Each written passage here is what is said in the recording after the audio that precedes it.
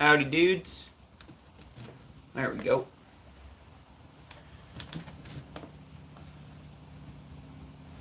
That's not messing with it all, is it? No, not really.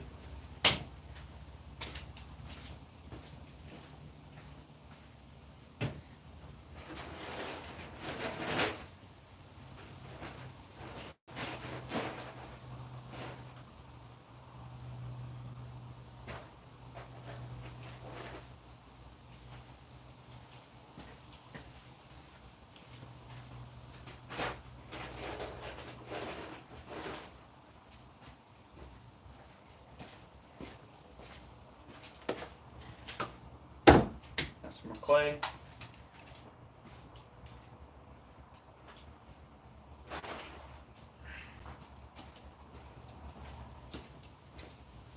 More clay.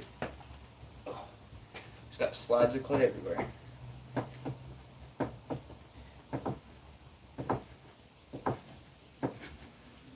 Just gotta wedge this up so we can get going here. This bad boy is already wedged up. So, he's good.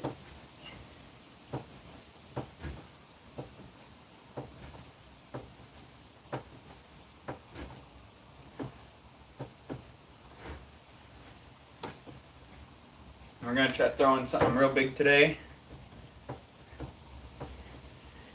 And we're going to try throwing it in sections. So, I don't know who saw the big old fail video. Started off good, but then one of my walls was just a little bit too thin, so the whole thing kind of came down on itself. Which is all good, happens.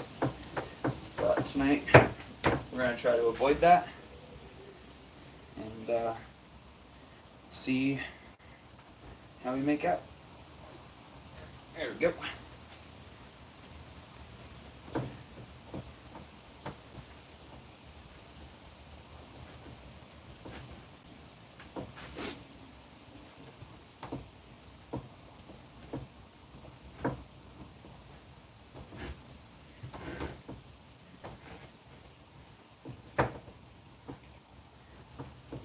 We're going to start with a smaller pot to throw, smaller, still quite a few pounds of clay. And we'll throw something with that just to get ourselves warmed up, and then we'll see what we can do about something big.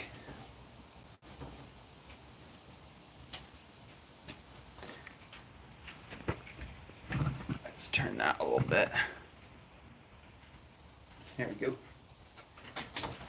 Y'all can see me do some wedging. Hey, Maris. Oh, thank you. Thank you.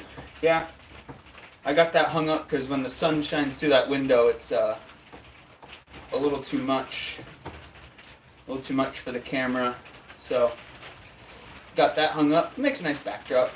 I'll probably get a couple different ones so I can switch it up. That'd be fun. We could get some pottery ones, huh? Another ball of clay.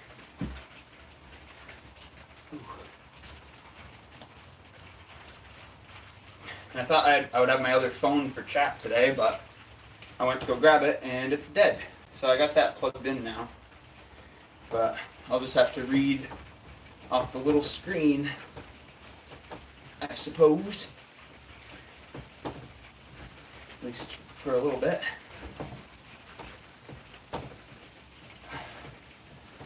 Actually, dudes, I'm gonna run out to the car real quick and grab my hat, because I know as soon as I start throwing, this is what the hair is gonna be doing. What weight? I didn't weigh these. I kind of just grabbed them off this big piece that I had to wedge up. But I can grab my scale here in a minute, and we can weigh them out. I probably should do that just to keep an idea of what I'm throwing with, you know. But hang tight 1 second. Let me just go grab my hat.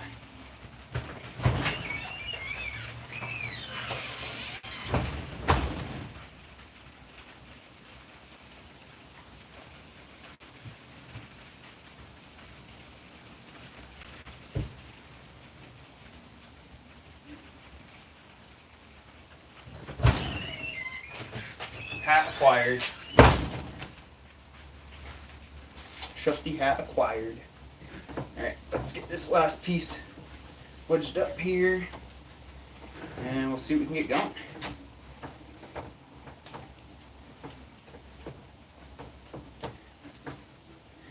Oh shoot. Forgot to post the link in the Discord again. Oh well. We'll see who we get in here. I think I might have seen a notification that Ben is going to be going live soon. I think it was for a live.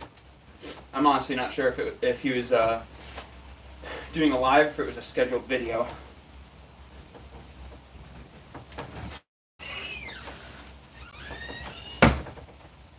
Yeah? What? Oh. Showing you? Oh. No. Okay. You're on camera. I'm real tired. Are you Help you. are you ghosting it right now? Yeah, we're gonna do it. We're gonna do it. Although you have to be behind me again. Right.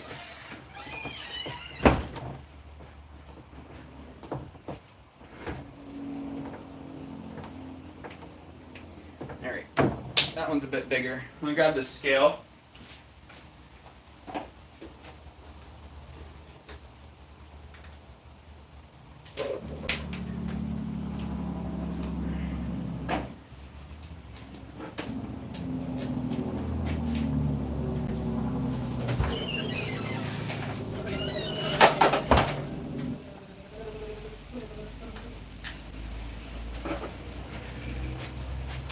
Are you going through?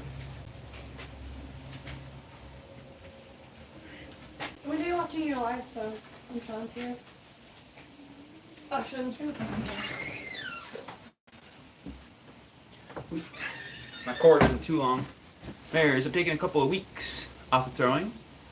We're about to go into production. Oh, snap. Maris said hi. She's already gone, I'm sorry. That is Zoe though. There we go. Put this into poundage. So we got 6.3 here. This should be pretty close to that as well. Oh wow. 5.4, it's a whole pound less. I don't know if it will weigh this guy.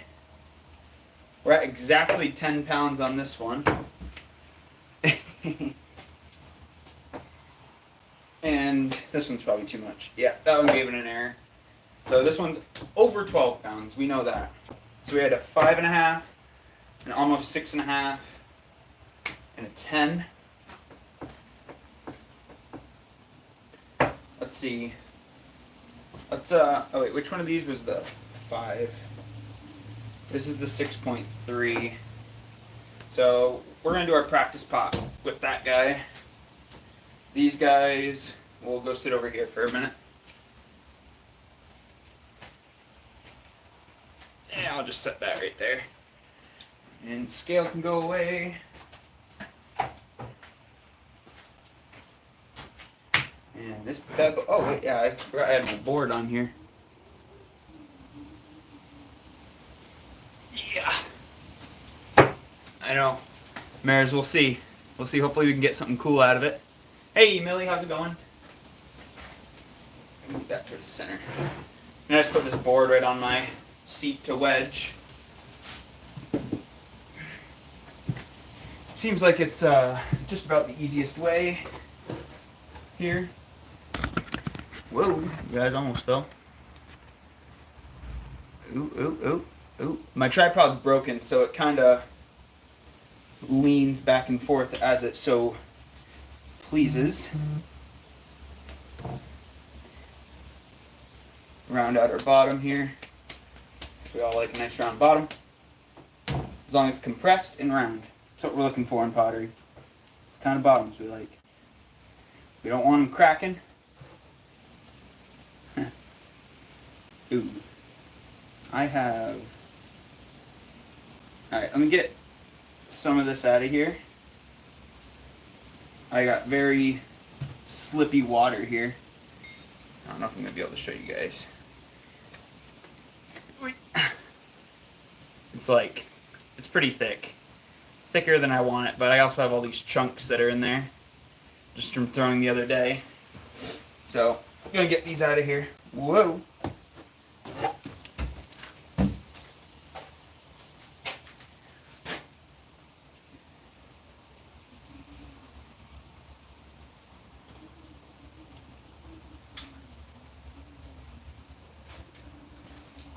There we go, just got rid of some of the big stuff. This clay is very, very soft, so I do want to be throwing with a more slippy kind of water. Well, more closer to slip than water, I suppose, is what I'm looking for. Oh shoot, my wallet's in my pocket. Oh, and my keys. And my earbuds. Got everything in this pocket. Golly. There we go. And there we go. Alright.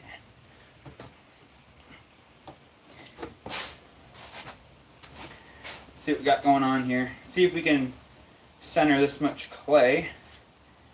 Should be doable, I think. Mares, do you reclaim? I use mine in candy molds. A candy mold? Oh, to make like smaller things? Is that what you're talking about? But yeah, I do. I reclaim all my clay. Keep it all. Reclaim it all. This is actually a ball of reclaim, funnily enough. That's why it's so soft, because it's reclaim.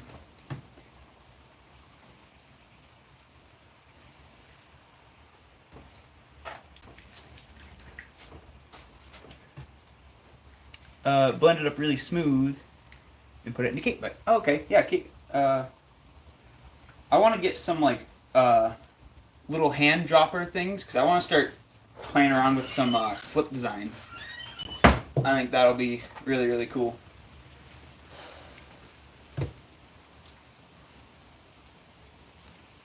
So weird hearing them live and then not hearing it. Yeah. Yep, molded doll face. Oh, I think I did see you, I did see a message in the Discord about your was it porcelain doll heads that you were doing? I don't know.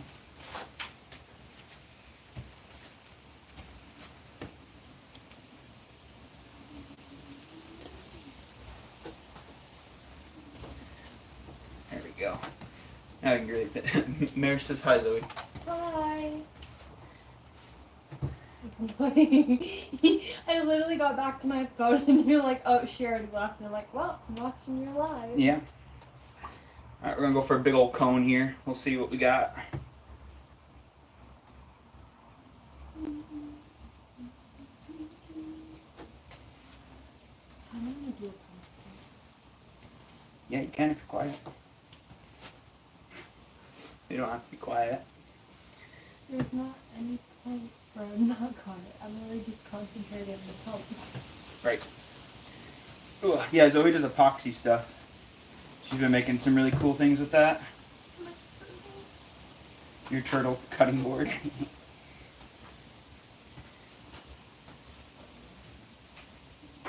Yep, he's all hard now. You can go ahead and show the stream if you want. Look at him. The cool side, though. Turtle. Look, see, like this side's pretty, but like this side, you really get the colors on, you know. Mhm. I really do like it. Yeah, it's pretty sweet. Ooh, and if I hold it right here, it looks all pink in the light. In the light. Mhm. Look. Nice. I feel like I want my bathrobe colored. My cone is still a little wobbly. Yeah. Mary says, ooh, love the colors in the turtle. Oh, okay. This is looking a little interesting, and okay. I just realized I was just like, yeah, okay. And we're back down. It could be. It'd be a pretty sloppy one, though. Need a little bit more. If I swipe down, will it disrupt? Shouldn't, I wouldn't think. Nope. No. Well, I guess we'll disrupt that. Is that perfect? Is that like, or do you need me to move it? You want to tilt it to the left a little bit? Oh, she. I wasn't paying attention. Now I'm a little off kilter with this. Is there a way to tighten it? Nope. It's broken. Well, okay. Oh, you gotta like turn the whole tripod is what I meant. How's that? Yeah, should be fine. Okay.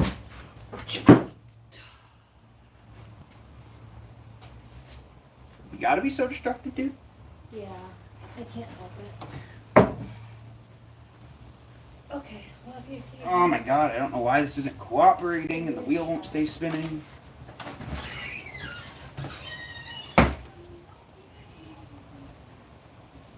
Might just be one of those nights on the kick wheel. But my electric wheel is out of commission, so I am stuck to using the kick wheel.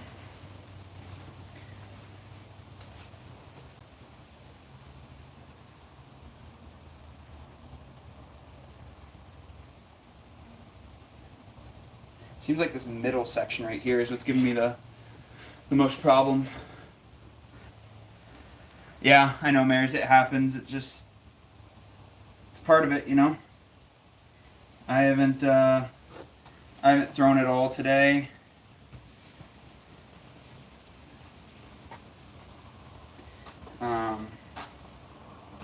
So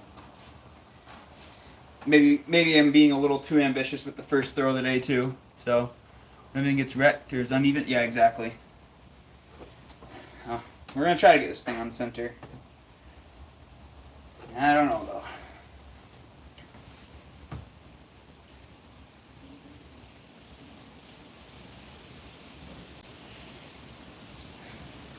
I'm almost feeling like this clay is too soft. That's why I'm using really slippy water, but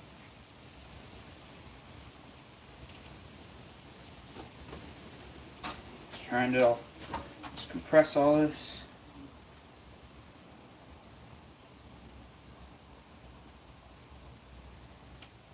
There we go. Making a little bit of progress here. Oh, thanks, Mary. Yeah, I mean, I've been wanting a kick wheel for a long time, and I've been playing around with the idea of building my own, but I don't know, every time I go to like price out the materials and do all that, it's a lot of work to make one of these, you know? And I was on Facebook Marketplace one day, and this one had just been listed like 10 minutes prior. Like the guy had just listed this thing. Messaged him right away, and got with my brother because I need a truck. There's no way I was fitting this thing in my little car. And yeah, I mean, it was a free kick wheel, so. Oh, you're not a fraud, Maris. There are so many potters these days who would even prefer to probably not even try the kick wheel, to be honest. It's definitely laborious, but that's kind of, it really falls in line with what my whole work is about.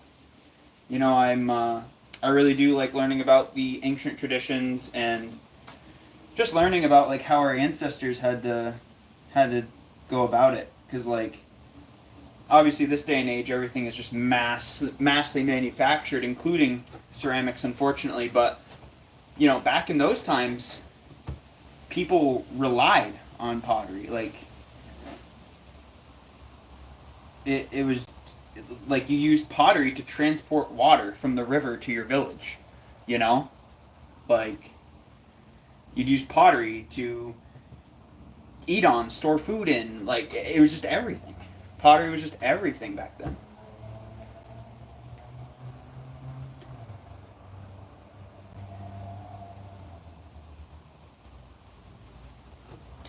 And not to say that the craft lost its like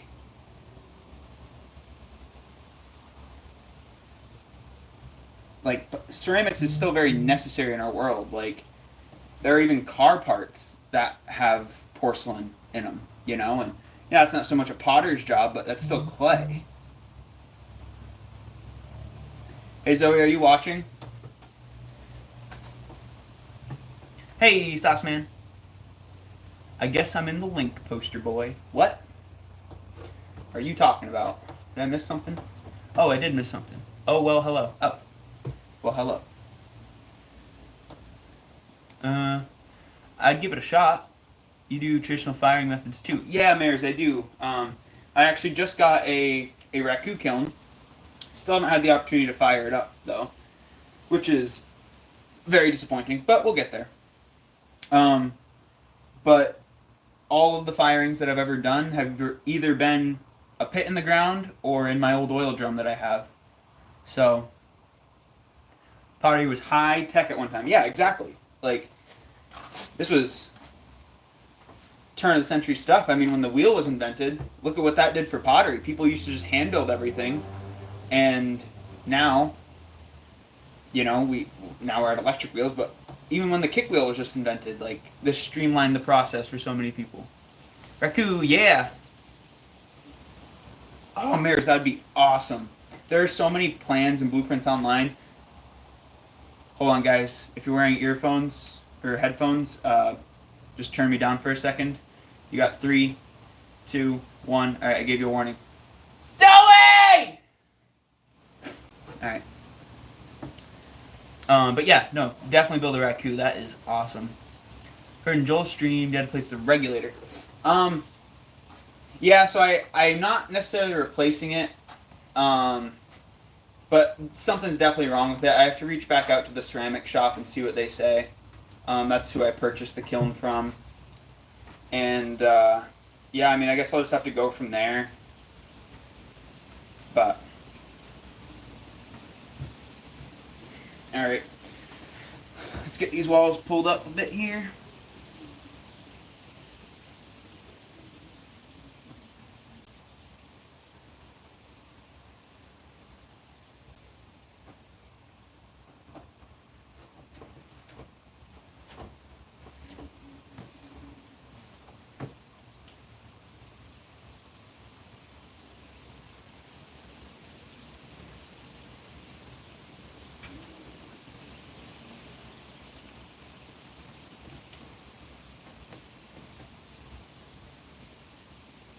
Always make sure you compress that rim.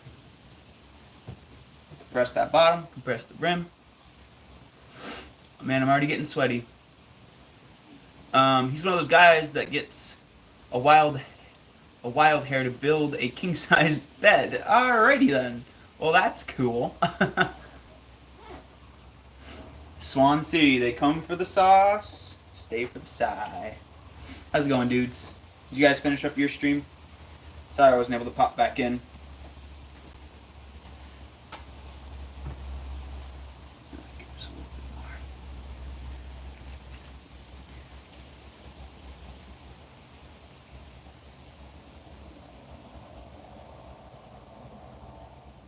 Oh, I already got something pushing me. I know you're not really supposed to stop mid-pull, but I was running low.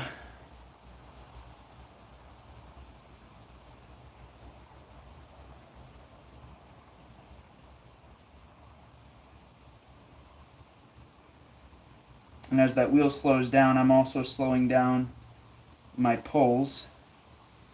Slowly release at the rim. Beautiful. I got to clean up that bottom a little bit.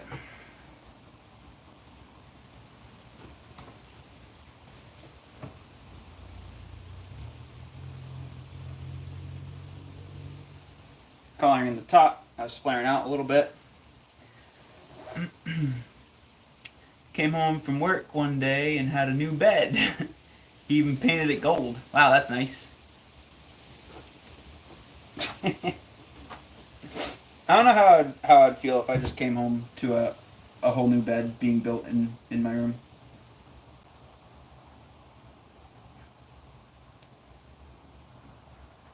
Oh, that's a little ring right here that I need to take care of.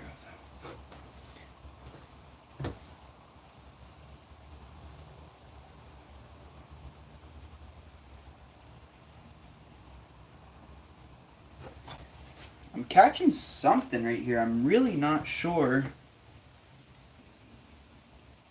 what that is. Alright, I'm just gonna try to pull through it, I guess. Literally.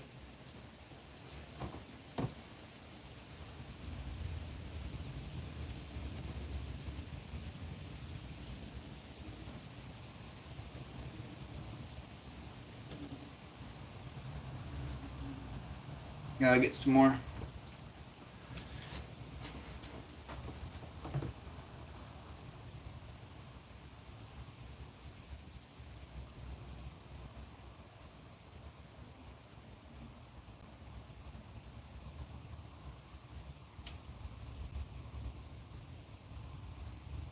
Zoe!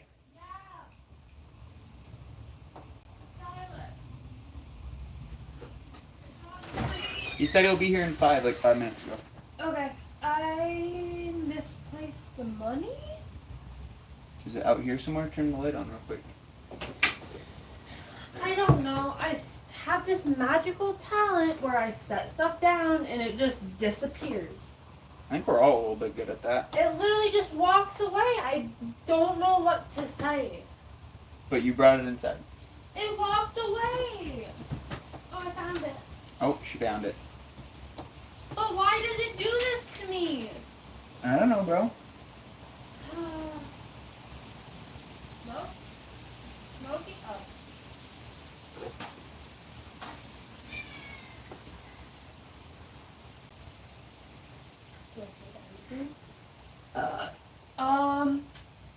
There's somebody here. It's probably Sean in his dad's But truck. it's not. Oh! Shit. Is it Kara? I just dropped Oh, it's probably his daughter, right? Probably. Oh, that. Oh, my light died, guys. Oh, no. What can I do?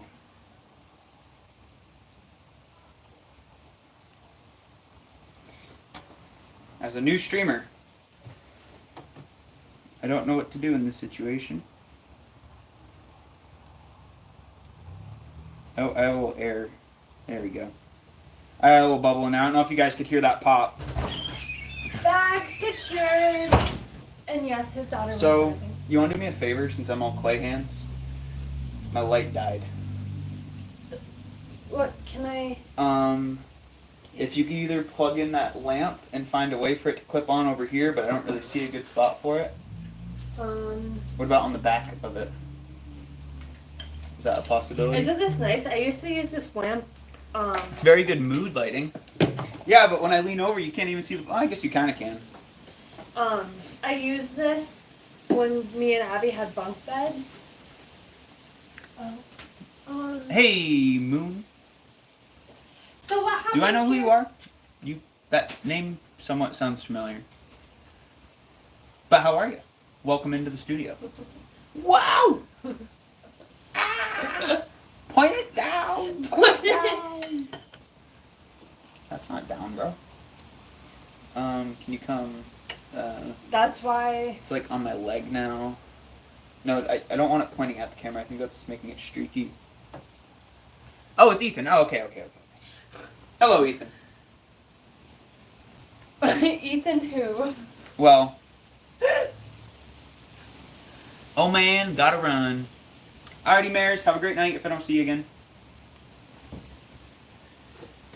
Alright. Well, we're making good progress on this thing. Wait, does that mean 9 people are in your life? It does. Ethan the Mystery Man. Is that your dad? I don't know.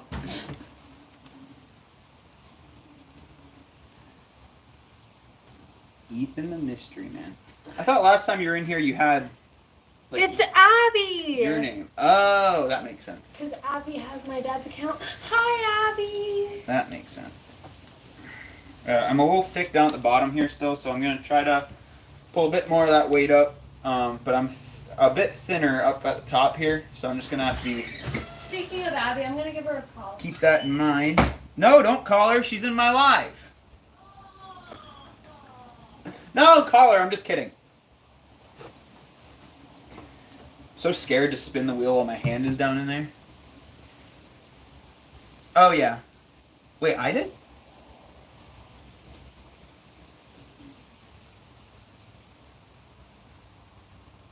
Oh yeah, because you're trying to grow your Twitch, aren't you?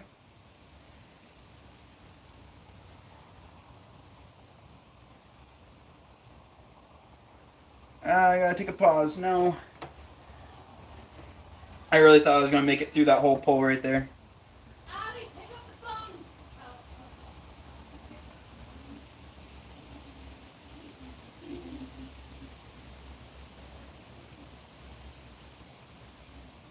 And I'm lightening up my pressure a lot at the top here.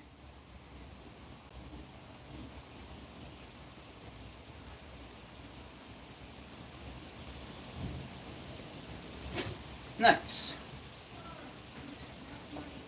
Yeah. Well, dudes, go check out TTV Moon. Even if you want to throw a little blurb in there about what you do on your channel, go for it. And I appreciate all the likes, guys.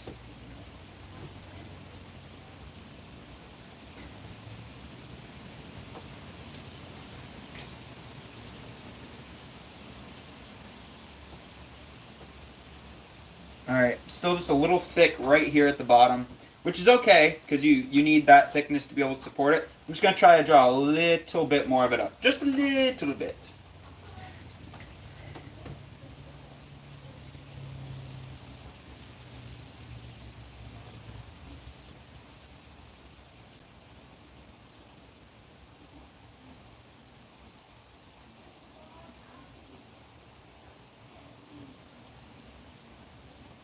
Just trying to even out this wall. And now it's pretty even.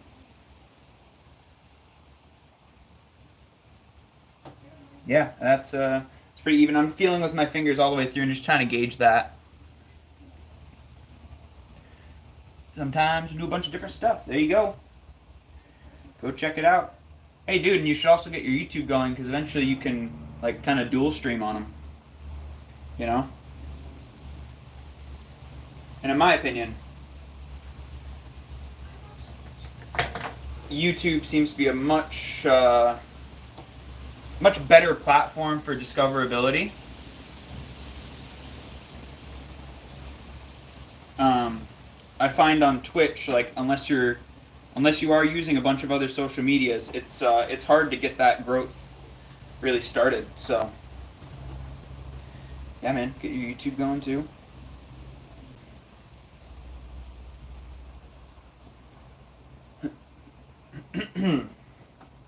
Nice. Where's my... Oh.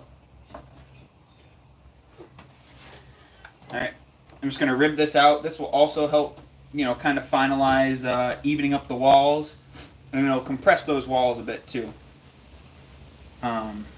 Which is nice.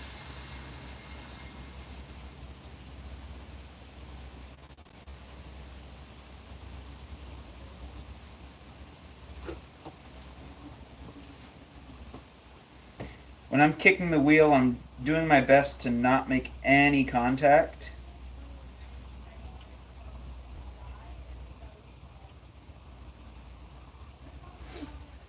And I'm hoping to be able to belly this out, which is also why I left some of that extra clay at the bottom.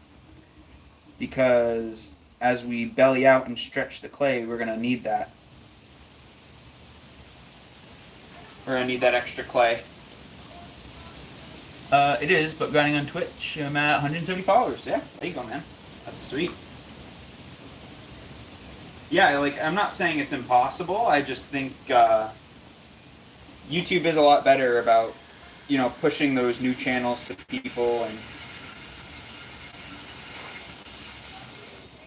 Yeah. But Twitch is rad, too. A lot of cool things on there.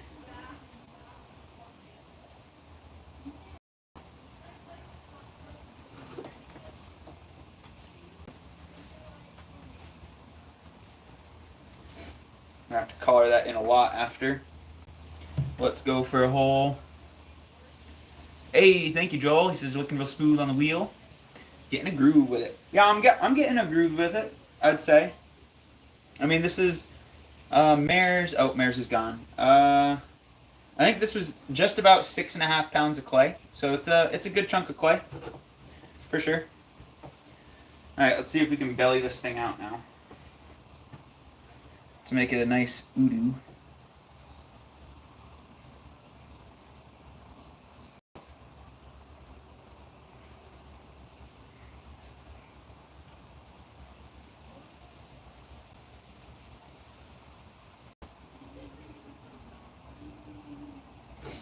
There we go. I'm going to try to go a little bit more on the bottom. I left my bottom a little bit thicker than I should have. But it's all good.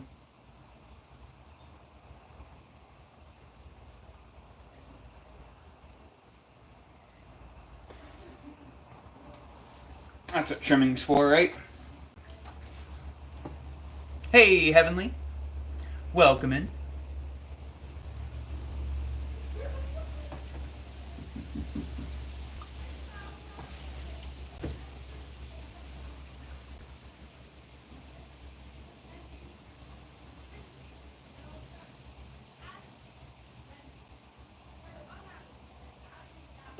All right. Decent collar. Let me get this clay out one more time before. Ooh, I almost dropped the sponge down there. Oh, this sponge is just saturated. I don't really know if I'm going to be able to get too much of this out.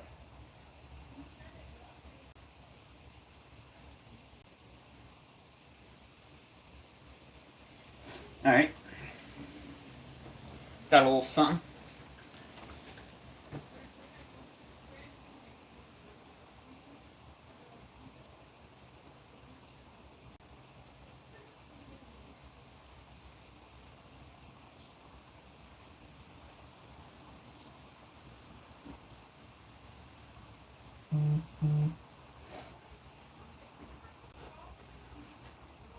Collaring has always been an issue for me. I've never yet really been able to get the full hang of it. But I'm just trying to keep even pressure in each spin around, just trying to keep that pressure. And as the clay slowly works itself in. So, like, I understand the concept, you know, but, oop, just dropped a bunch of clay. Studio's due for a mop anyway. And also, as we collar in, our clay will start to get thicker.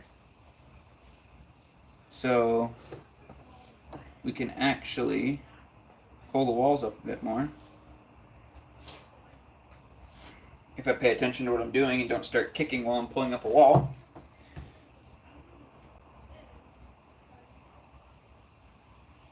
Yeah, I'm just trying to make like a triangle with my hands and bracing them against me so they don't go anywhere.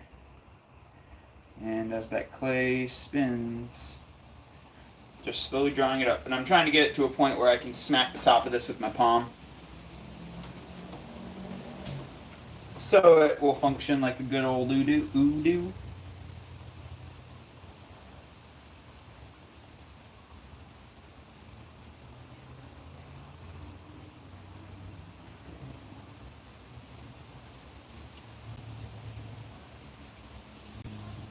There we go.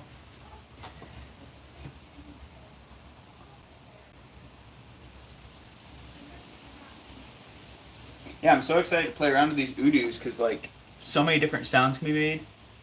Studio Dudios, Fudios, Gudios. Yeah, Sauceman, I think you just hit all the points right there. I don't know what else there's to say. I think you got it all.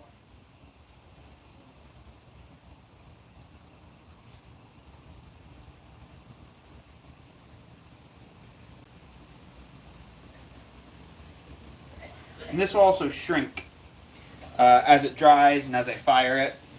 It will get a little bit smaller. Haven't done any exact measurements personally for this clay, but from what I've seen in my barrel, I get about 6% shrinkage. If the barrel were to get a bit hotter, if I were able to ramp up the temp, I'm sure I'll see a bit more, probably closer to 8 or 10. But because I just fire on like the very, very low end of bisque, I usually see only about like 6-ish percent. Like it's very, very minimal for me.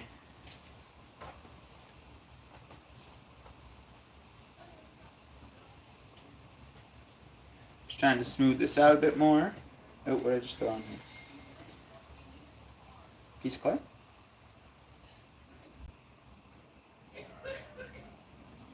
And I'm just going to use my rib and lightly scrape off all this slip that's on the outside.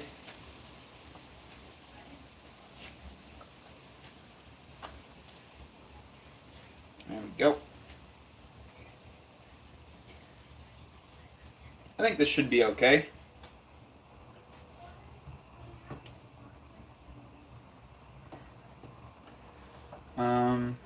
Just going to try to tidy up this rim.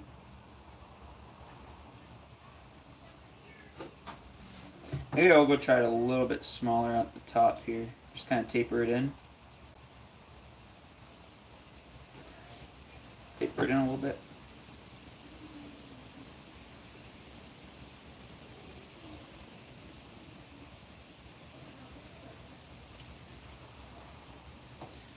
There we go. Yeah, that'll probably thunk a bit better. Does the temp you fire in Udu to change the... yeah, actually, I'm sure that would change the pitch, because as you fire a pot, what you're doing is you're getting any remaining moisture out of there. And as the clay gets hotter and hotter, it gets closer and closer to a process called vitrification.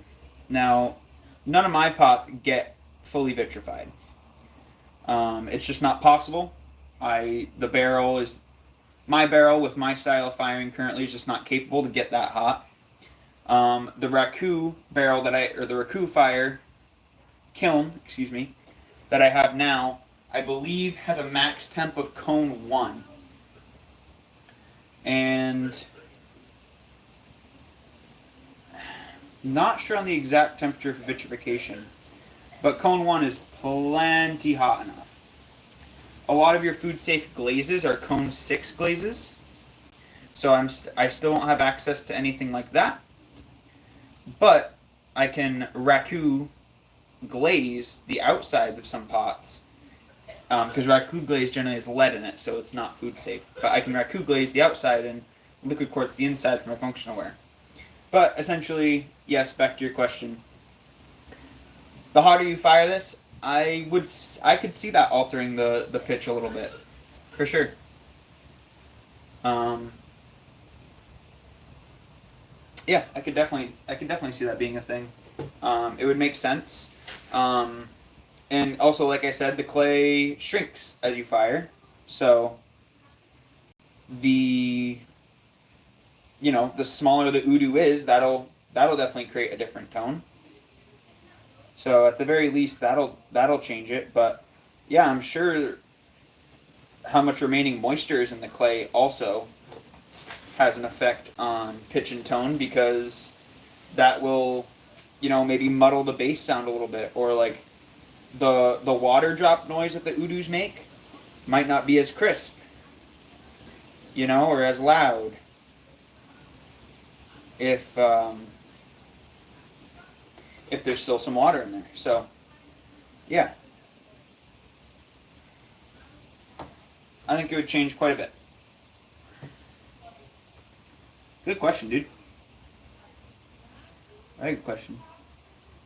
Love questions that make you think, huh?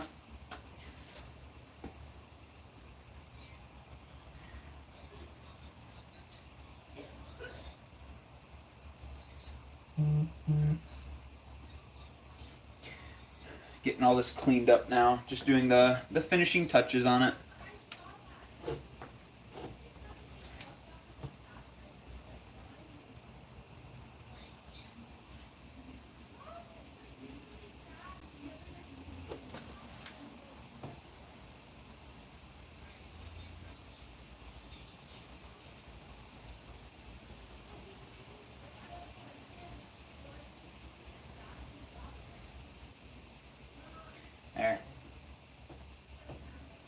Zoe's trying to steal my phone so she can talk to Abby. Sounds about right. Well, don't you mean Abby's trying to steal your phone so Zoe can talk to Abby? Is that what you mean? Not too happy with how much clay I left at the bottom here, this whole section here. But once I trim this thing, I can do whatever I want to it. You know?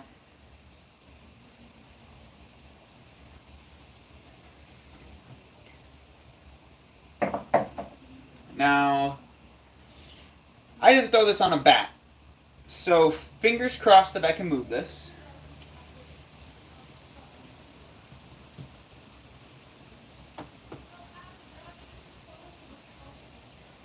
Oh, come on.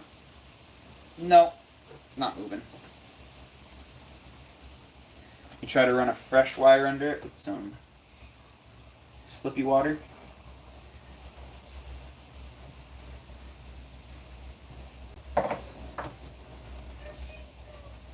Oh, there it is. Whoa! Might have distorted the shape just a tad bit there, but I think it'll be okay. It was already a little off kilter. Woo. Crap, I don't know where to put this thing.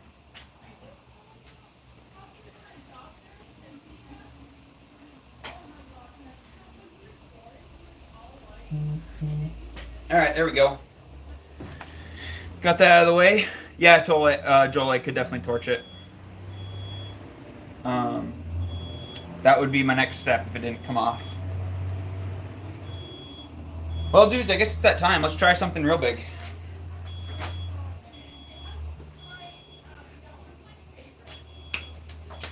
So, I'm going to try...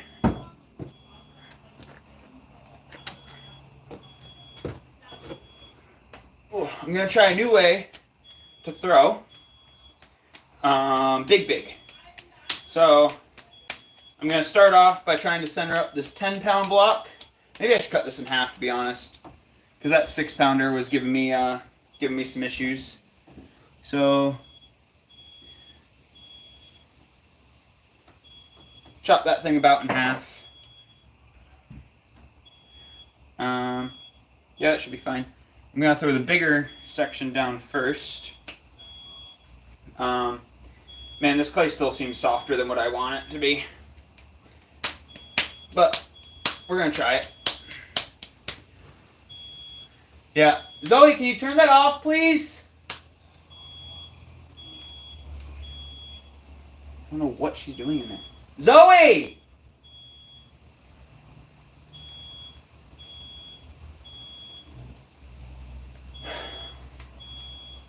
Fucking hell.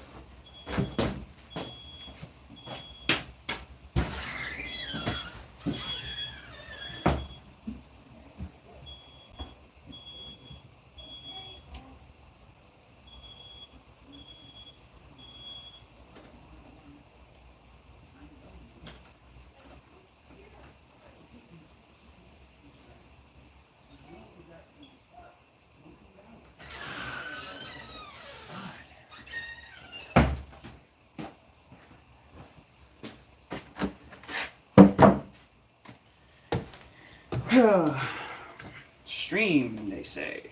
Just go and stream, they say. I won't be here at all.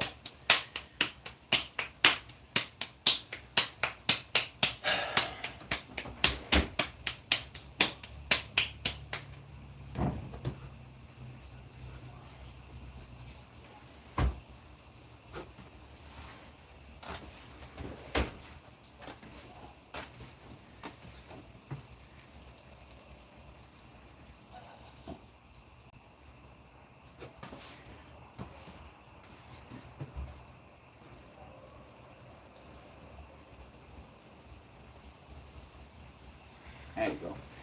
Get in the center of that wheel, you.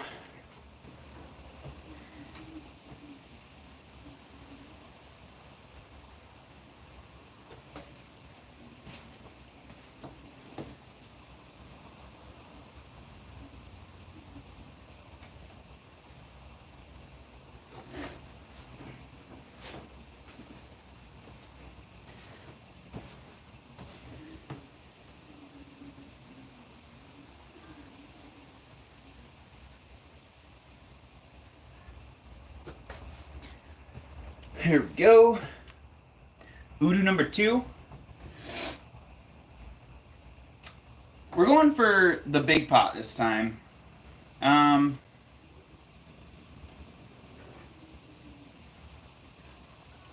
We can try for a big ol' voodoo.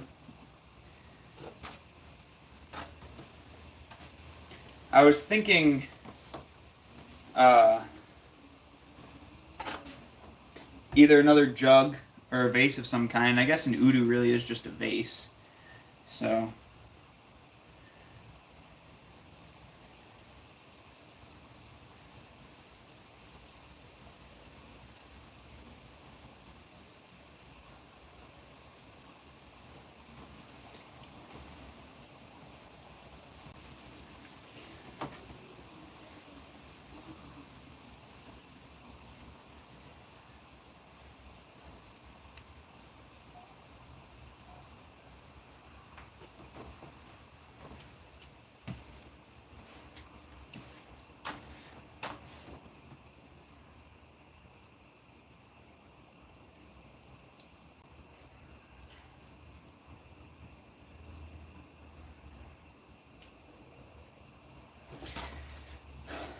well, that felt pretty good.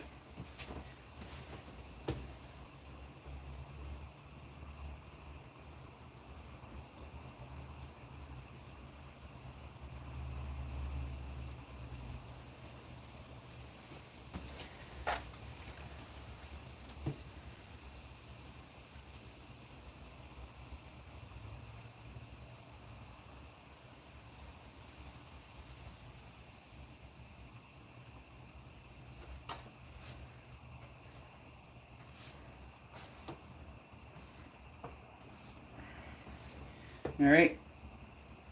Now I'm just going to flatten the top here and scrape off all that slip that's just chilling on the top here. So when I put my second piece on, I get a nice strong connection with no air, no water. What? Just shot. You guys can see that. I was just shot out of my... What the heck? Just shot right out of my hand.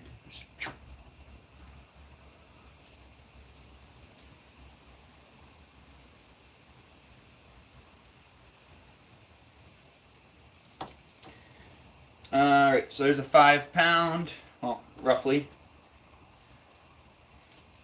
Staying away from the bottom here.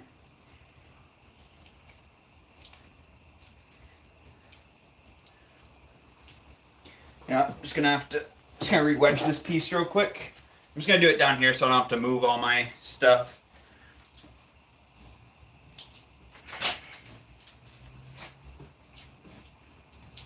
But I just want to get it back in that kind of cone shape.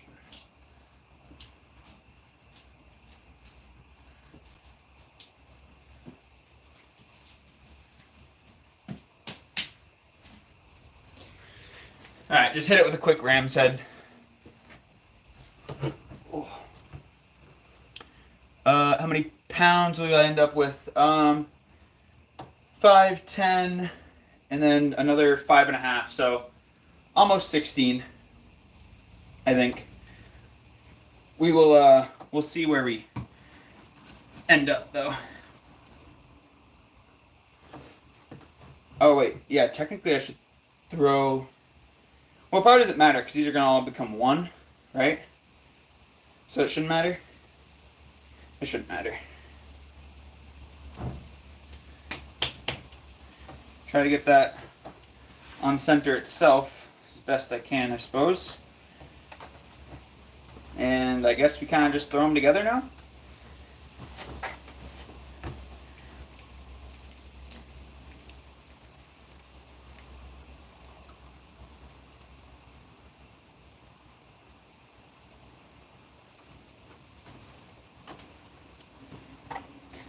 My water doesn't really have much water in there.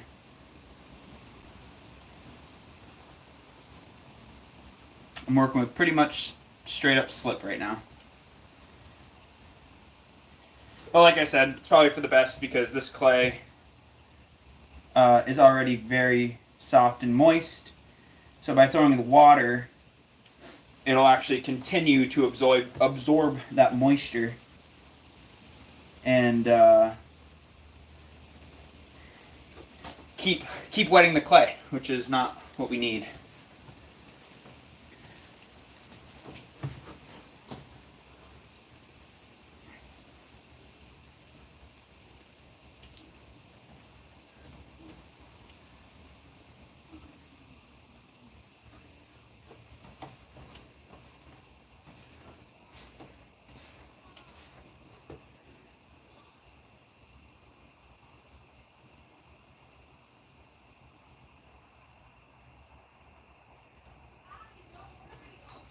There we go.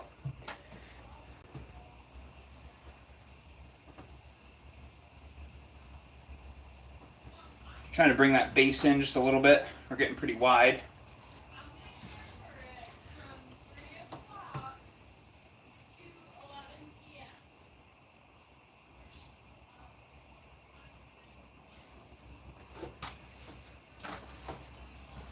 Oh, this wheel's getting heavy.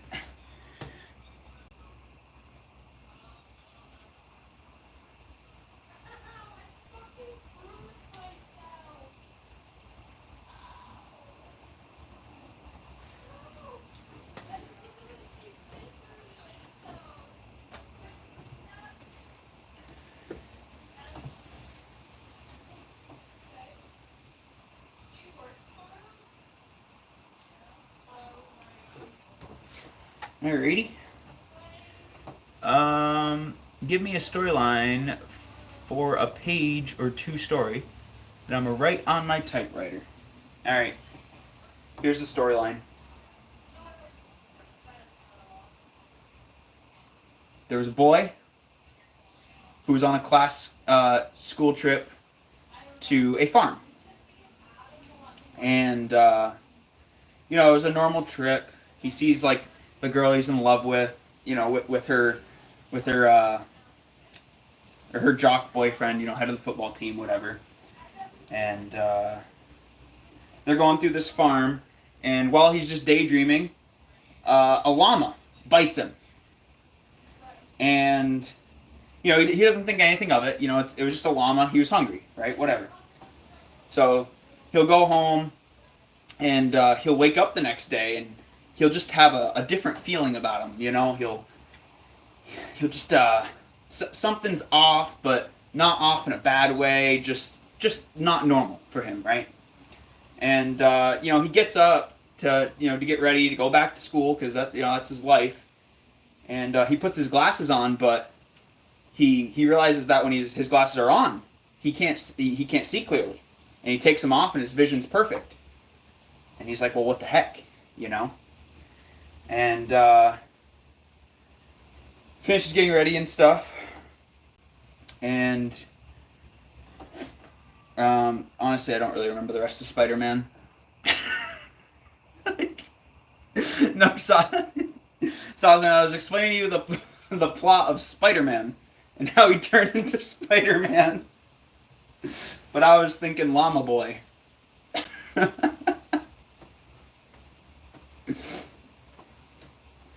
All right, are we pretty on point here? It looks pretty good to me, right? I think we're doing the thing.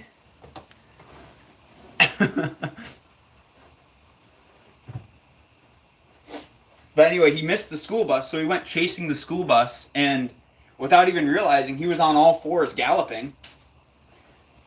And he just started spitting at the school bus. I don't know if he was trying to get the attention. Like, I don't know, he was just spitting at him.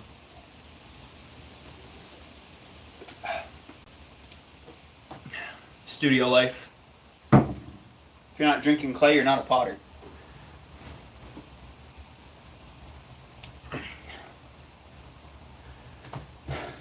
It's a true story. Not the Llama Boy.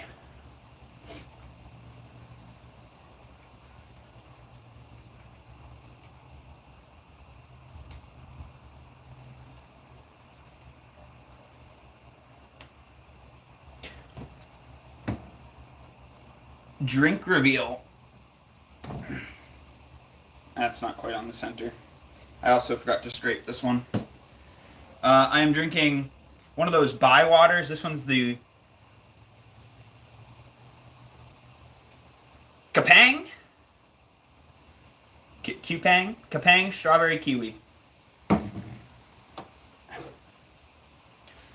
They were on sale when I was at the store earlier, so I was like, yeah, I'll grab a couple.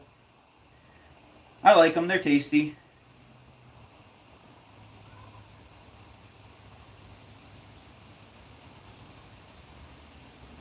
There we go. Holy clay stack. Yep. We'll see. I think we're at our last ball here. I don't think I'm going to try to go bigger than this one for tonight.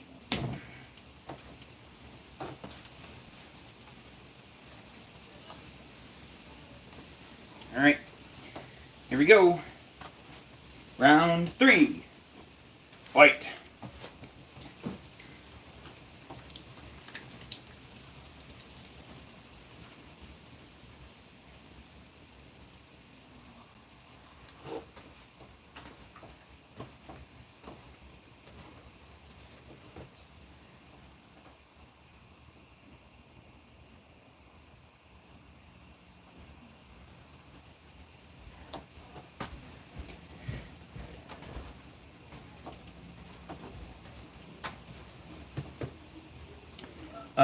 Can I have a not spin off?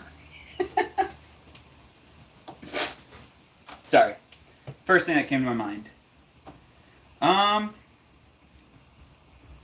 Let's see. What about a world that takes place in a post-apocalyptic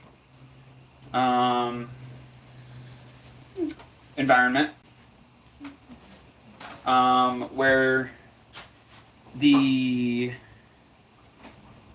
outbreak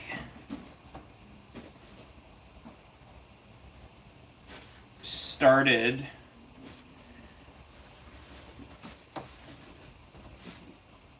by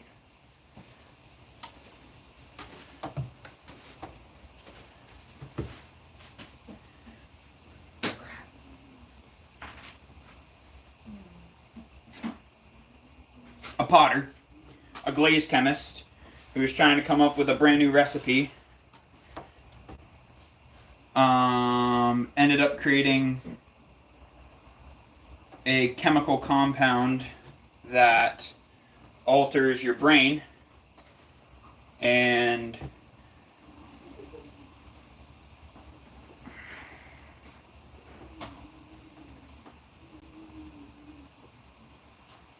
makes you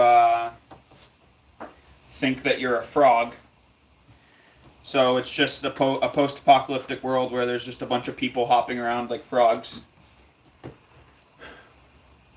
Static TV, yeah. We don't have any static water right now. Right? We don't have any static water, huh? Huh? TV water. Soda water.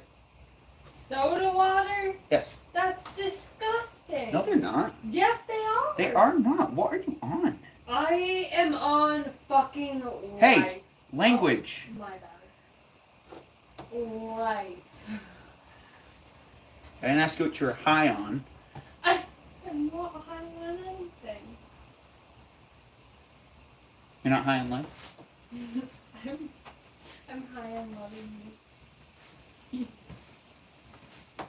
Original. Thank you. A story about a man who invents sauce, and it saves his lover, but he fell in love with the sauce, and his lover drinks all the sauce. That's a good one. I like that. And you can title it, Too Much Sauce.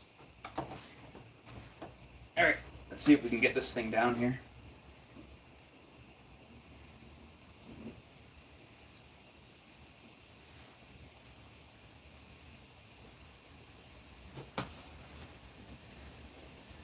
Oh my god, pumping this out is so hard. Pumping? Yeah. Yeah. Takes a lot of effort, you know?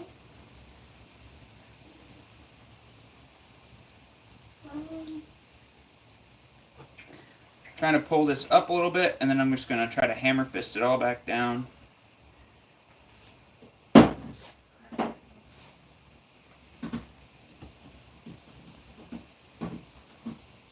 And then the cure to the frog disease is the sauce.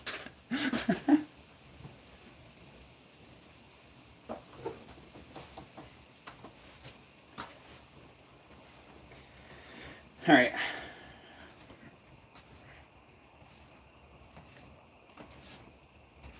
Let's see here.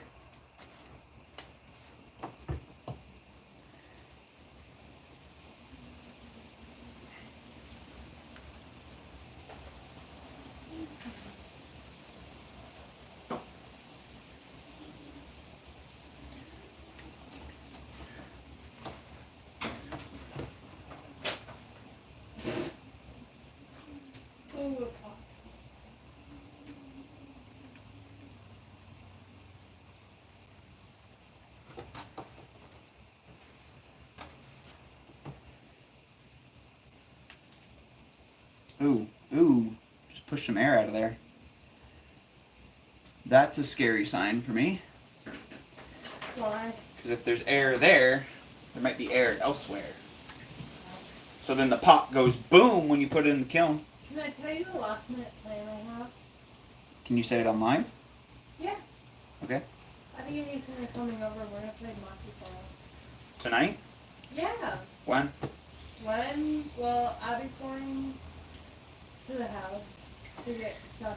See if we can dig this down. You know what? Abby's phone died. So I called Ethan, and Ethan's like, "You're interrupting me. I'm watching Silas's live." Yeah, what the hell? That's what I said when Ethan was like, when he said that you were trying to take his phone or whatever.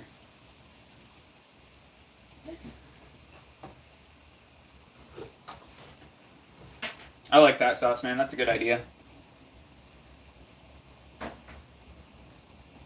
And maybe you should throw a llama in there for flavor.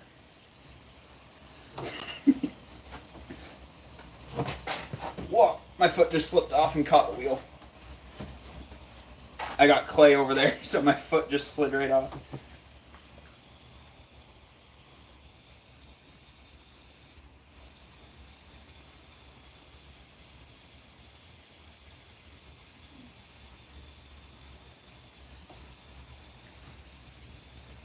Hey Zoe, when you're not busy, can you do me a huge favor? Mm-hmm. Can you just go get me like a big cup of water to bring out here? What is Because it for? my clay bucket is all clay. Okay, then yeah. Dude, this is the water in my clay bucket right now. It's not very watery. Okay, so I just got done mixing that, so I can go get you your thing. I essentially have a mini bucket of reclaim So- right here. Is it like something that you're gonna use all the time? Like Just give me water to pour in this bucket, please. Okay, that's what I need to know. Yeah, Okay. I got you. Have you used a kickwheel before getting this one? Nope, this is my first one. The only other wheel that I've used prior is my Speedball Artista that I purchased 5 years ago and just recently started giving me issues. Funnily enough, right after you guys, Swan City, had their issue with their old wheel. I think something's bent. Because no matter what I do, there seems to be just a little bit of play in the wheel head. But this is my first kick wheel. Earlier I was talking about how I was playing around with the idea of building my own for a long time. And a bowl. I don't know Why what a you want. What do you bowl? want me to do with this? Dump it in the water, but just don't overflow it. That's good. Thanks. Just go. You're just gonna leave it there? What do you want me to do with it? Bring it back inside because I don't need it. Okay, well, that's a lot of effort, and I'm still doing my epoxy, so I'll do that after. Okay. Okay. I'm probably gonna get clay all over that bowl since it's right in front of me. You know what clay can do? What? It can wash off with soap and water. Actually, it washes off with just water. Okay, well, either way, soap is cleaner because you eat out of that bowl. Because clay's dirty? Just because it's dirt doesn't mean it's dirty. I can't. I can't. Can't what? Can't. What is there to not do? Cannot. Mr. Sir. Mr. Sir. The real Home Depot is in the chat, dude. We got Home Depot official. How's it going? This is gonna take a lot of epoxy. I want to order more. We're making a big old pot right now. I think if I did my math right, minus all the clay that I've taken off from, you know, all this stuff here, probably got about 15 pounds here. Oh, your Trick Shot. Well, why the heck is your name the real Home Depot and not Trick Shot?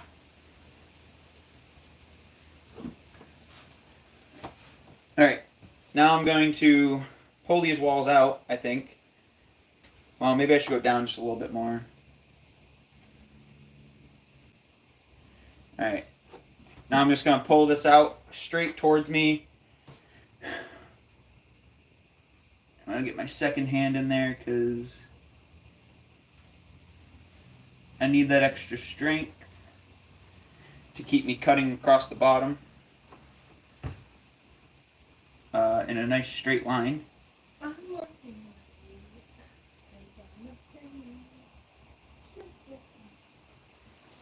on you. There we go. How long has your name been Home Depot? Oh, long story, okay. I've been spawned.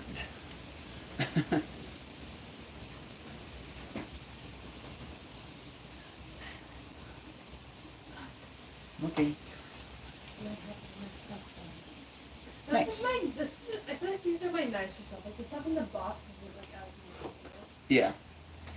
Trying to flatten out and compress that bottom a bit, and I can always come back and do this a little bit after too. Once I open this thing up, but I like to take care of it right away. There we go. Nice and flat. Now I don't know if how I'm really going to get this clay up here. I think I'm going to have to really just use my whole body and push it, I guess.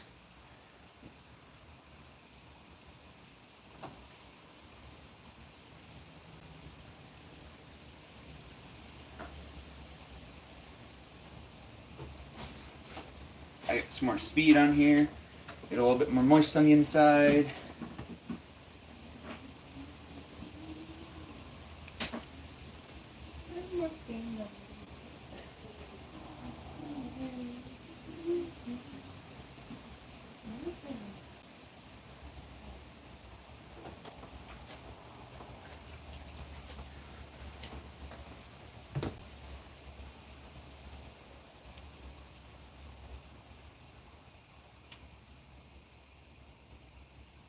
Alright, don't want to get too uneven here.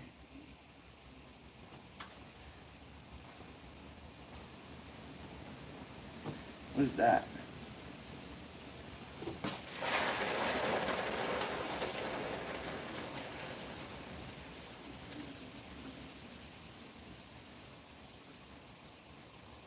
No, should be fine. Thought I felt a little air bubble in there. Dude, not the Home Depot wars. Oh boy. I'm assuming that's part of the long story. If I had to guess.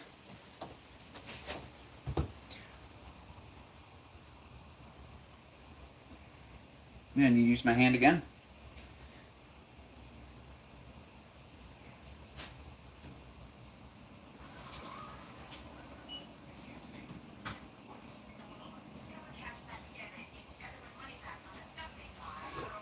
Alright. Here we go. Let's see what we can do here. Going for second pull.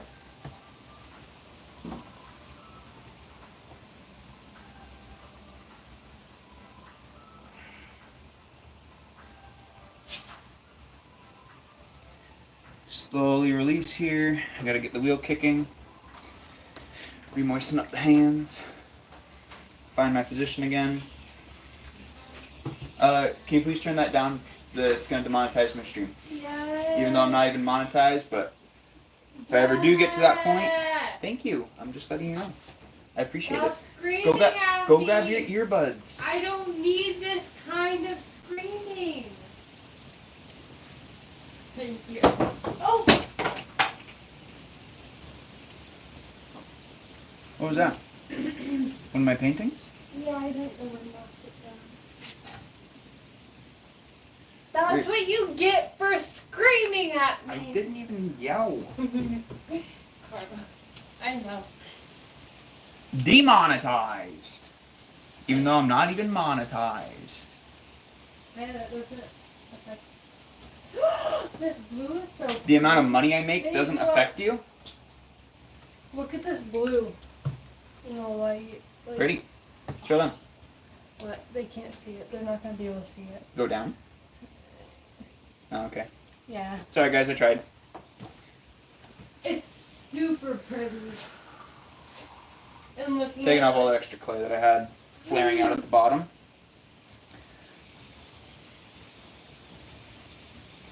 We're making progress and this thing is staying pretty centered.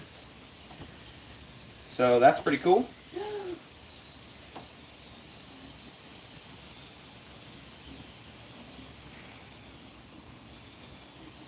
Alright, I think I have the walls thin enough now that I can go in with my knuckle.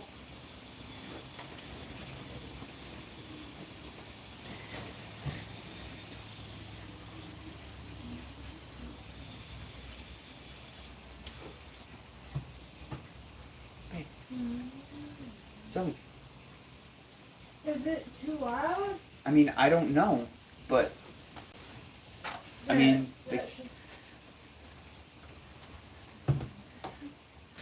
Look. pretty. That blue. Looks good. Thank you, thank you. Alright, going for, it's our fourth pull.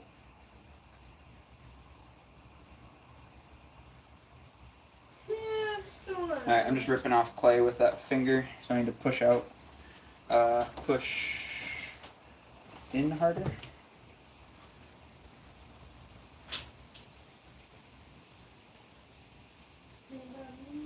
I hear something on the roof. Just gonna try to even this out a little bit. There we go. Now I'm gonna try to use my knuckle.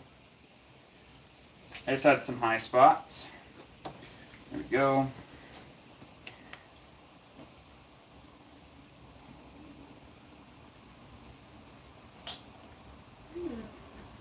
Get some of that clay juice on the bottom. Kinda, sorta hear it. Yeah, they say they can hear it. I turned it off. Okay, thank you. You can grab your earbuds if you really want to listen to music. It's off. What do you mean your dead earbuds? I was just using them. You killed them. Did I? Yes, sir. I'm sorry. You should be.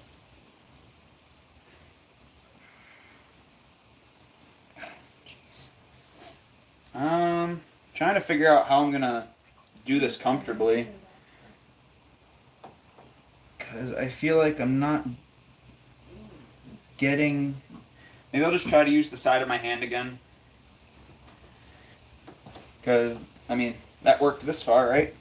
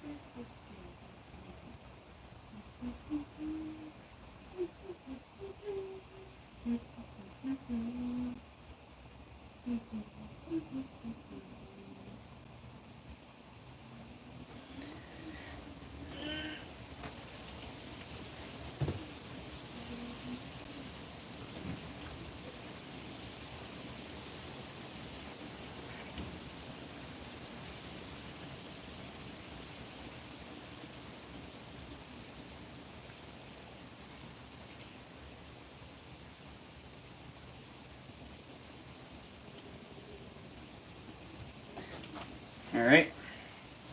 Flared out quite a bit there.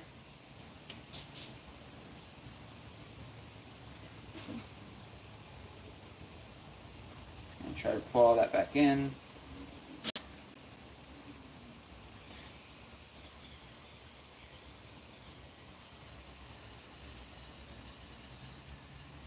I think I have an air bubble at the top here. So I'm just popping them out. And then I'll compress this.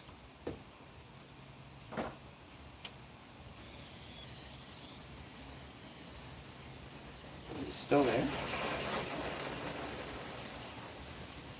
Is that you? Yeah. Oh. Oh, there's like a little bit of a weird spot there. Maybe I can try to fill it in later. Immersion some. Will you keep the wall thicker in the center where you belly it up? Yeah, I'm gonna keep this section down here where it gets bellied out a little bit thicker. Because, well, as you probably know, as you stretch that clay out from its cylinder form, it stretches, right? So, like anything, as you stretch it, it loses its strength and it will thin out. So, you got to try to account for that by leaving the bottom a little bit thicker. So when after you stretch it and belly out your form, it still stays a similar thickness as the rest of your form. Yeah. At least that's the idea.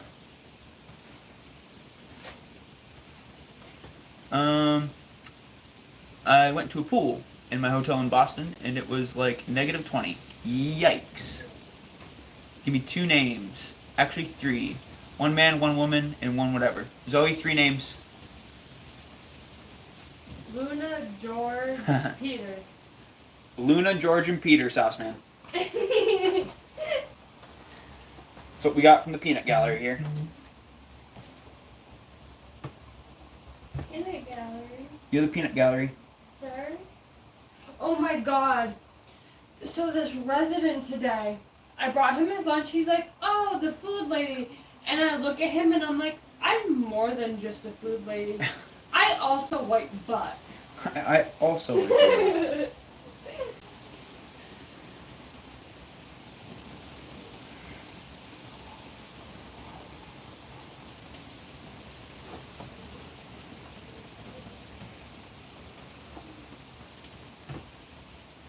Yeah, I guess the palm is just working best for me with this. So I'm just going to stick with your stream cutout. Oh. My timer's still going. Are we back now, Saucepan? Can you hear me and everything? It was Luna, George, and what was the third one? Luna, George, Peter. Oh, and Peter. That's weird. Did everybody's stream cut out? Oh yeah, we lost all the viewers. Uh-oh. I wonder if my Wi-Fi just stuttered. We are getting... Upstate New York is now getting their serving of Debbie, but it's obviously not going to be anything crazy. We might get a little bit of thunder. Ooh.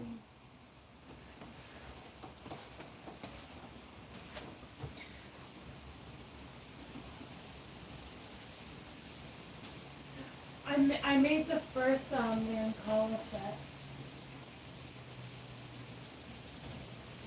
First what? The Mancala the board. Oh, sweet. Yeah, I guess this palm technique is just working best for me here.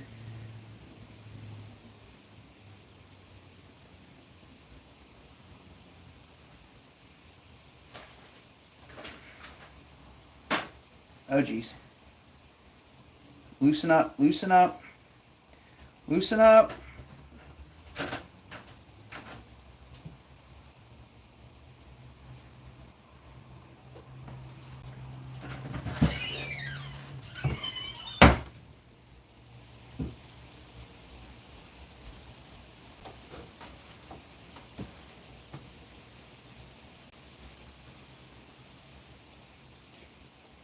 Yeah, Joel, what do you need, why are you so curious about my favorite color?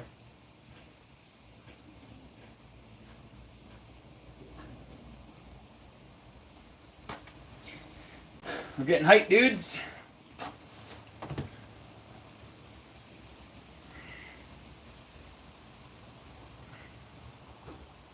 And I think we're just going to go for one more pull, but I'm not going to be going so much for height. I'm just going to be going to even out these walls a little bit, I think.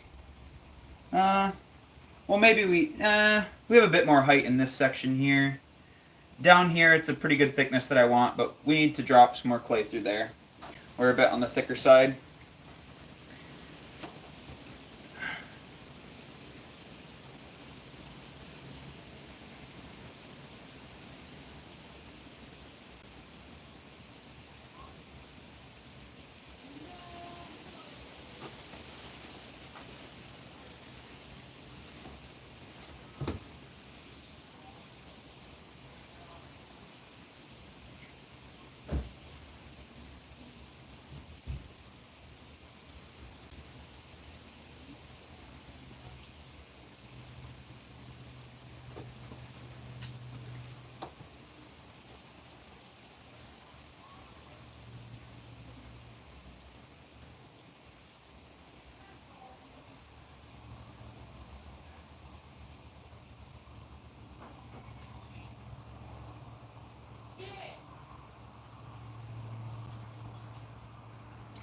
Still got that little wobble in the rim there. But, I mean, this thing's almost the size of my forearm. The length of my forearm. It'll lose some of its height once I belly it out here. Let go! Oh, I just got clay in my beard, didn't I? Oi. 'Tis the legend of the great Claybeard.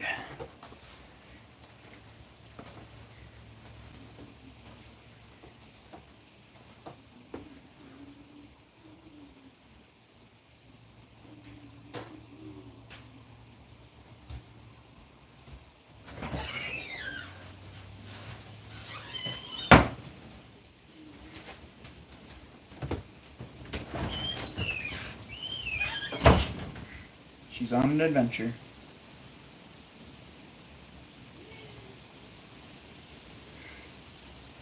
I really thought I left my car alone. I guess it's a good thing you didn't. Bro! I didn't even touch. I'm not even. Stop yelling at me.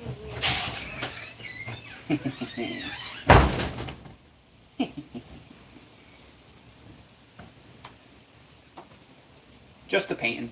I always make more. I got clay everywhere. I smoke clay every day. Stop. What are you doing? I'm just No, touching don't you. do that, please. I'm just touching you. Yeah, you're getting epoxy on my hair, Zoe. Yeah, it's on my skin. It's not like it just washes out. Yeah, it does. It's epoxy. It doesn't just wash out. Well, it goes away. It just disappears? Well, I did epoxy on Okay. Spicy Man. Saucy Man, not Spicy Man. Put a triple... Oh, thanks for the bread. It was free. Free bread.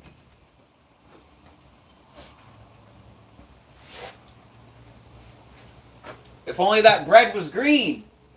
What do you mean? I make more money. I'm just saying, if only that bread was green. It would be moldy.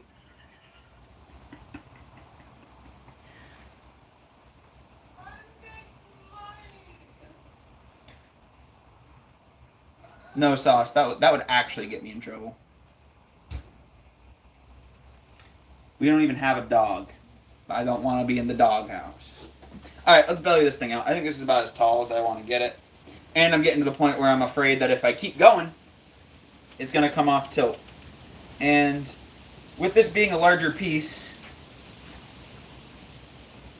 the walls do have to be thicker, so it can support the weight of itself. Green eggs and ham. Oh, with some green toast. No, I was writing more along the lines of like, if the bread was green, it'd be like money, you know? They pay you in bread? Yeah, for being fucking That's right. Seems like a fair deal. Yeah, why not? Not at least blast the music in here. Probably not. They could hear the fire alarm. I'm gonna be done very soon. Don't worry. I just want to dance. You can dance in just a minute, baby. And you can dance. Oh, I wanna dance with somebody. I want to be the Hey, heat with somebody. All right, that's enough. What? 10 seconds. That's all we get. 10 seconds. With somebody you love. Fine. What is my phone? I'm using this sponge on the outside to support the clay as I'm bellying it out, Phone? but the sponge is nice and soft, so it still allows that clay to flex, but also keeps it supported on its way out.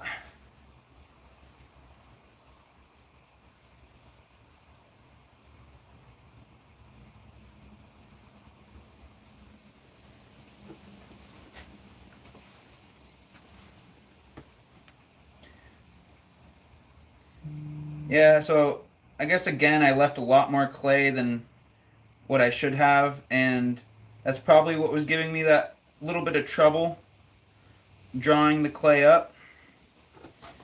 Oh, I just hit the rim. Shoot. But yeah, that's probably what was giving me trouble at first bringing the clay up. Okay, I have a bone to pick with you.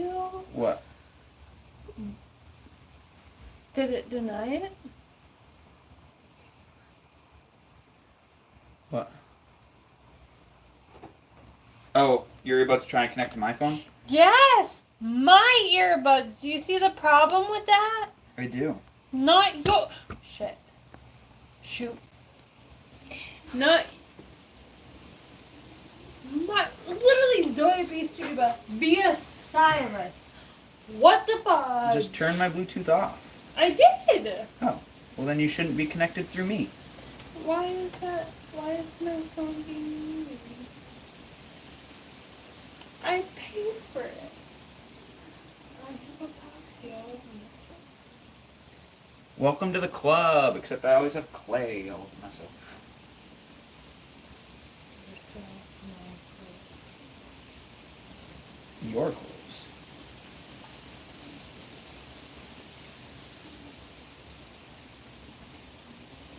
So yeah, had we not left this section here thick, as we bellied this out, that's what would have happened, or the same thing would have happened that happened in my pot last night.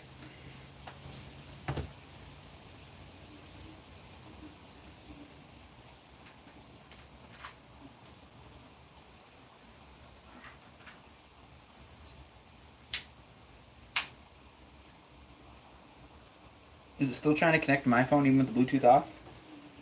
I don't know. I can't connect my phone. I'm on the side. I've been strucketh. Now I have epoxy on my face. You hit Joel with epoxy, dude. Trust me. It's You worse should on- apologize. It's worse on your hands. You should apologize to our friend Joel. Sorry. Well, that was sincere. Yeah, I'm using this water now. Fun. Bye, guys. Oh shoot! Shoot. I can't help it. I'm sorry. Zoe, just put it straight. Okay, Can I be mod? Zoe, can you go turn on my computer? yes, I can. No, I'm just kidding. I was going to have you mod them, but you don't actually have to. I'll do it later. Mod who? Swan City. Oh. You were gonna have me do it? Yeah. I don't know I was anything about I was it. going to walk you through the window. You're, I'll tell you how to do it. I literally. It will not connect to my phone now. Okay, SRT boy. Oh. Is this RT here? I totally missed him. Well, howdy, SRT boy. Where are your headphones? And your horrible American-made cars. Ouch. Why do you keep trying to come over here? What do you keep trying to come over here for? All you do is knock over my phone and block the light and smash your leg off wood that I have. Why are you keep trying to come? Probably in the car. Or no. Are they right? No, they're right there on my wallet, Zoe. Right there next to the lamp. On my wallet. Okay. I'll be in soon. I don't care. Okay. Okay.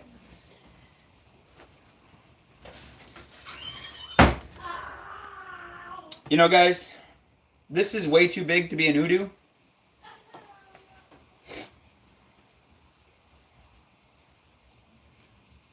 And it's already a little tilty, so I'm afraid when I start collaring, it's gonna get real rough. But I guess let's see what we can do. We'll just try to be very controlled and even. I'm gonna steady myself, stabilize, lock my legs in, lock my arms in, and then making that triangle with my hands. Slowly work that up. The wheel's getting slow. We're losing control.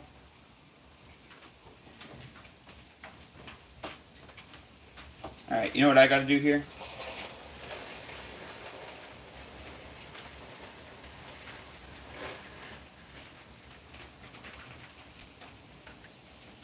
Here comes the rain, guys.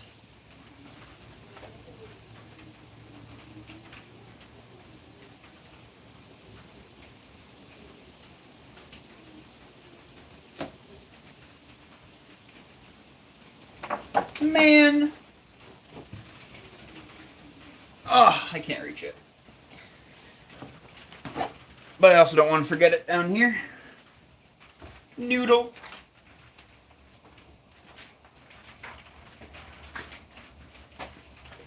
Sweet. Mount our wheel again. On the wheel again. Well, I just can't wait to be on the wheel again. Making some funky pots with my friends. I just can't wait to be on the wheel again.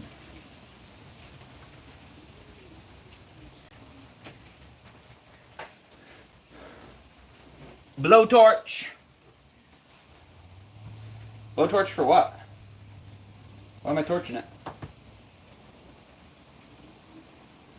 Nah, she's not sensitive. She's just dramatic. I am too. I am very dramatic.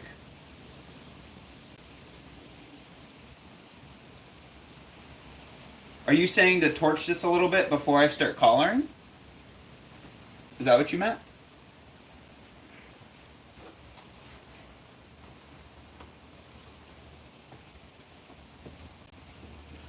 I forgot to rib this piece. And I'm not going to be able to get down there. Unless I had a Tombow stick. I think that's what they're called, or Tombos. Does anyone know what those Japanese style throwing sticks are? And they're kind of like this shaped with like a bulb at the bottom, and you kind of get in there and you can use it to like push on the wall, but it has a curve to it so you can work on it from out here. What do you need? I just found these headphones in my little dresser. Interesting. Kind of nice. Do they work? I don't know. Alrighty then.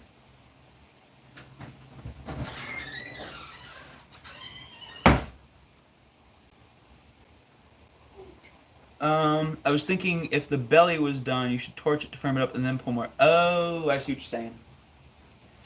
Zoe! What? Can you bring me the torch, please? Yeah. Well, that time you guys got to see my rib go flying. It's just like... Pew.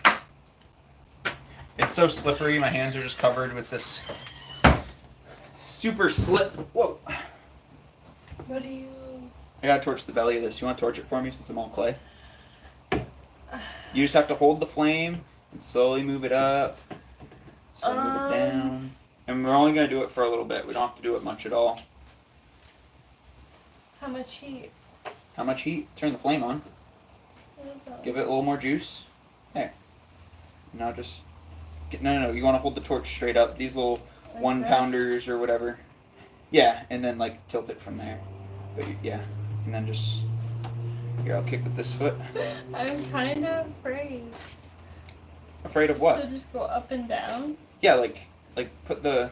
No, not that fast though. Like, see how the wheel's spinning? So you're not holding the flame in one spot. So even slower than that. Like, every time the wheel makes a spin, move up a little bit.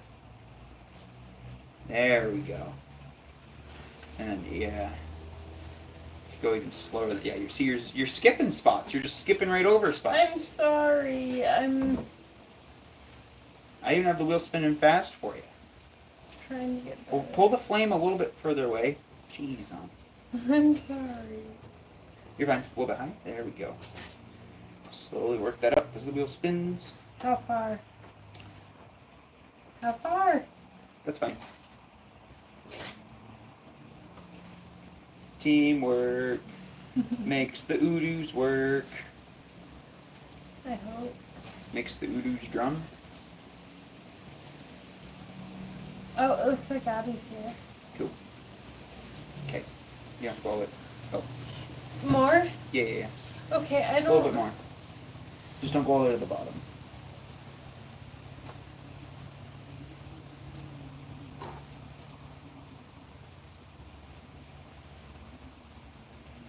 No. There you go. Am I doing Slower. it wrong? No, you're doing fine. Just go slower. Because, like, see this point right here, like, as it goes around, then move down. Then move down. Then move down. See what I mean? As it's spinning. So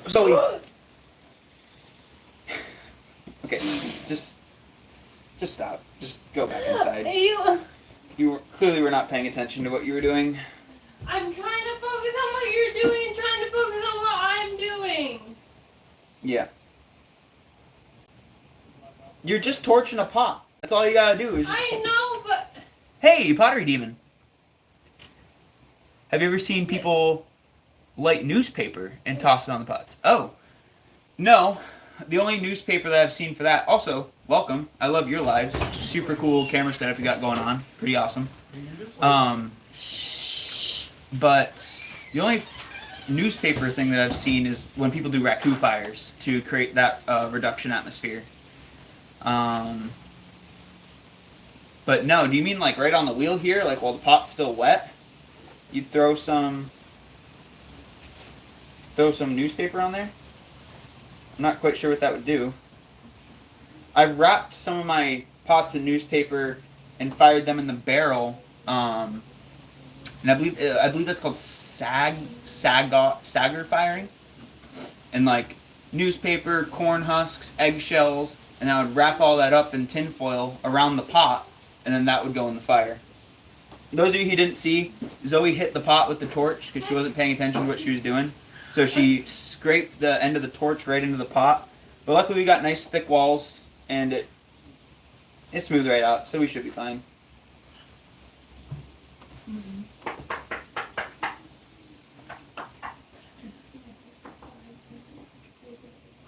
Yeah, to dry it. Oh. So you'd like paper mache almost onto the pot, and then you'd light that on fire? That would be rad. Spicy dog. Oh, chili dog. I was like, what the heck?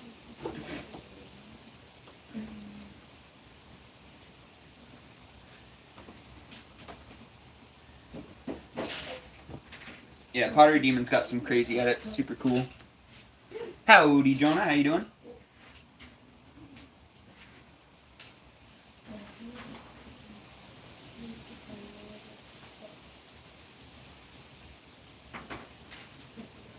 All right. That should be small enough. Maybe I'll go one more. Now I gotta kind of pull this wall up because it bulked up as we collared there. Then. Doing good, Jonah. Got a big old 16-pound Udu vase here. This is the most clay I've ever thrown.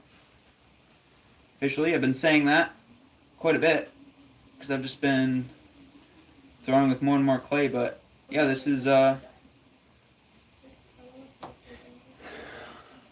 I mean, this thing's a lot bigger than that huge jug that we coil through. So this is the biggest thing I've ever made. I think it's just like a campfire. Oh, in the pot. Okay.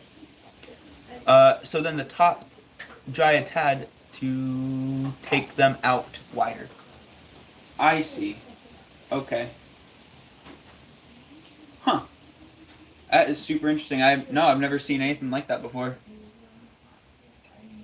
I've gotten like no writing done. Listening to this quality bonding time. And I have my foot massager. Wow, sauce man. Sounds like you're living the dream right there, my dude. Zoe, we should get a foot massager. I am with you on that. Then I don't have to rely on you. We can call him Silas. I don't even touch your feet. Good. Don't touch my feet. I don't want you touching my feet. I don't want to touch Stay away from my feet. That's one thing I do not do in healthcare. I hate feet. Okay? Well, good thing Will not touch your feet. I'm not in healthcare. Good thing you're So not. you can touch my feet. Okay, well. Alright, our rim's Inside. little off here. I showed Jess Pottery Demon today. Oh. And she thought we had a lot of cameras. Yeah, dude, his setup is wild. He's got the whole camera A, green screen. But then like when you actually look around, he's got that crazy setup and I mean a decently small studio setup, you know?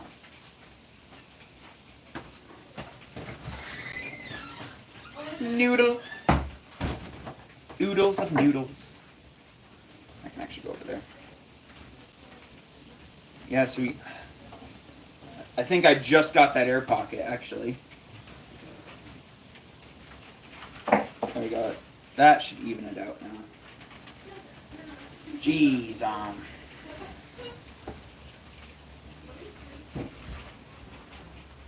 yeah, Pottery Demon's pretty awesome, though. He has, some great streams. Production quality is just through the roof there. His edits that he posts are just, they're wild. Sometimes they're hard to follow. I will be honest. Sometimes they're hard to follow, but just crazy to watch. So yeah, I think this will be a good size. Like I said with the last one, it's going to shrink, right? So, yeah. It'll, like, if it fits my palm now, it'll definitely fit by the time it comes out of the kiln. If it survives the kiln.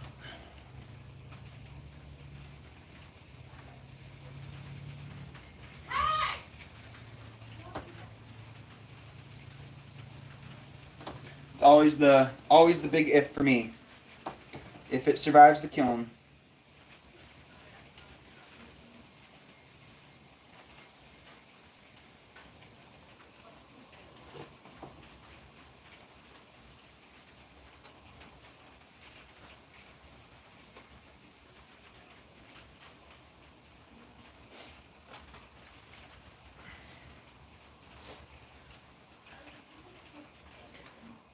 Trying to get all this extra clay that I can from the bottom now.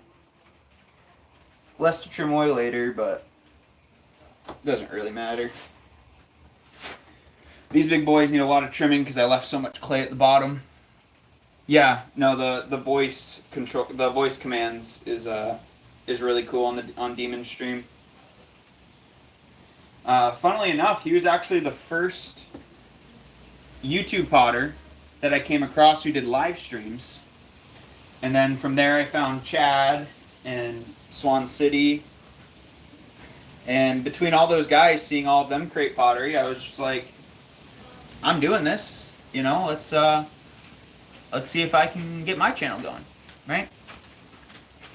I do need a G.I. Joe. We need to get Swan City and Ben a little action figure, not doll, as well.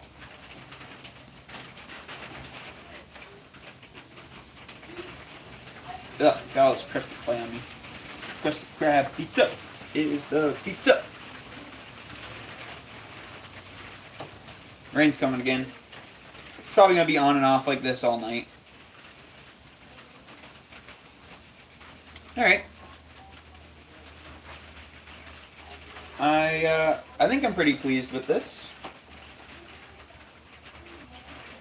If I had done a better job about getting all the way to the bottom, not all the way to the bottom, but yeah, you guys do have a little guy. But he comes and goes as he pleases. As he absolutely should.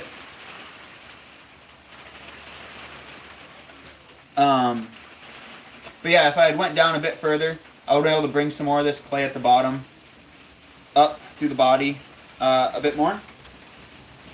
That would have given me some height and lighten up the pot. This thing's going to be pretty heavy, but I'll take away quite a bit from the bottom. I'll probably be trimming a pretty decent sized foot to get rid of some of that weight. On a piece like this, having that extra weight at the bottom, again, will probably change up the sound a little bit, which is pretty cool. But, yeah, I mean, these things are primarily held. Sometimes people have like a pillow or something that they can set it on their lap or on the table in front of them and they play it like that, from what I've seen. But I've, so far, the little ones that I've made, I've just enjoyed holding them and playing them. Oh, yep, see, there's some clay on there.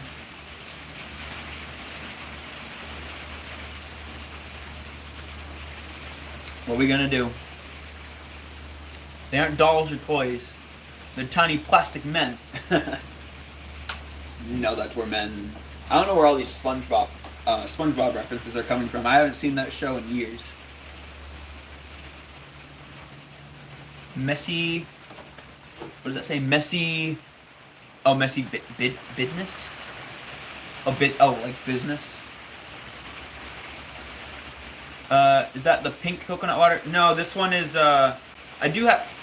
I've never seen the pink coconut water. I do have the regular. I think it's like Malachi coconut inside, but this one is the. We can't really see it because it's covered in clay now, but it's the Kupang strawberry kiwi. It's all right. You know, I have no complaints about it. It's a drink. They were on sale at the store earlier, so I figured I'd grab a couple. It's nice to have a little something else to drink, you know, other than water or tea. That's pretty much all I drink is water and tea. So, yeah. Here's our roughly 16-pound you do. I do. You do? Udo. How long have we been going here? Oh wow, almost 2 hours. Nice. Very, very nice. Guys, look at my, gosh, I'm so thirsty. I haven't been drinking at all during this stream. Oh, it's so neat. This is literally normally my water bucket, but you can see it's just a bucket of clay. Like, this is just clay here. No water. Just clay. So that needs to go in the reclaimed bucket, and I'll need to get some fresh water. But yeah, I mean, I'm pleased with this. It stayed. I mean, looking at it on the camera here, like, I see one spot where it kind of flattened a little bit. Yeah, that spot right there. But that's something that you won't notice when the pot is just sitting there. That's only something you'll notice if it's spinning like this. And, well, I feel like if you're spinning your pots like this, you probably have better ways to be spending your time. So, that won't be noticeable if it survives the fire. If it survives the fire. Where'd my rib go? I want to smooth this out. Texture tool thing.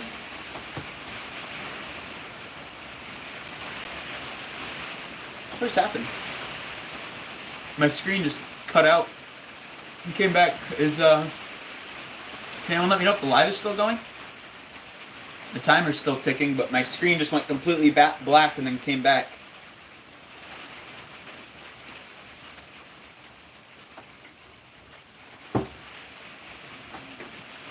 Oh wow, double digits in the likes. Thank you for all the likes, dudes. That's awesome. Pottery Demon, if you're still sticking around, this Saturday or Sunday, I have D&D on Saturdays at 5. So I'm thinking if I start early enough, I'll be done in time. But, so I'm not stressed for that. That's why I'm leaning more towards Sunday. But I'm going to be doing my throw-a-thon. I'm going to be throwing 100 pots for reaching 100 subs. Yeah, you disconnected. I'm back. Oh, that's weird. It's the second time it's done that tonight, huh? That's really weird. Having this lamp as my light because my LED is dead is also weird. Just seeing myself. I mean, it's not bad. I don't think. Only like when I'm shadowing the pot, maybe.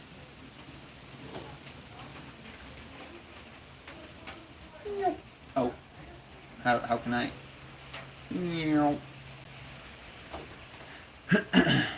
Anyway, I got this little texture thing.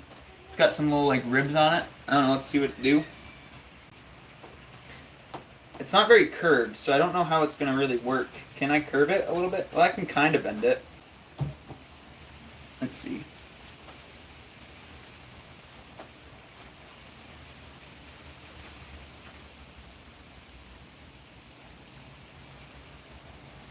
So, part of the something that you can do with an Udu is you can kind of scuff it. Yeah, throw-a-thon. Reaching 100 subs, gonna throw 100 pots. Never thrown that much before in my life. So, it'll be a challenge, but, you know, we got to celebrate somehow. And I've been pushing it off for way too long just because I've been busy, and I work until 3:30 every weekday. And I really just don't think after coming home from the day job I'll have it in me to do a however long hour stream it has to be.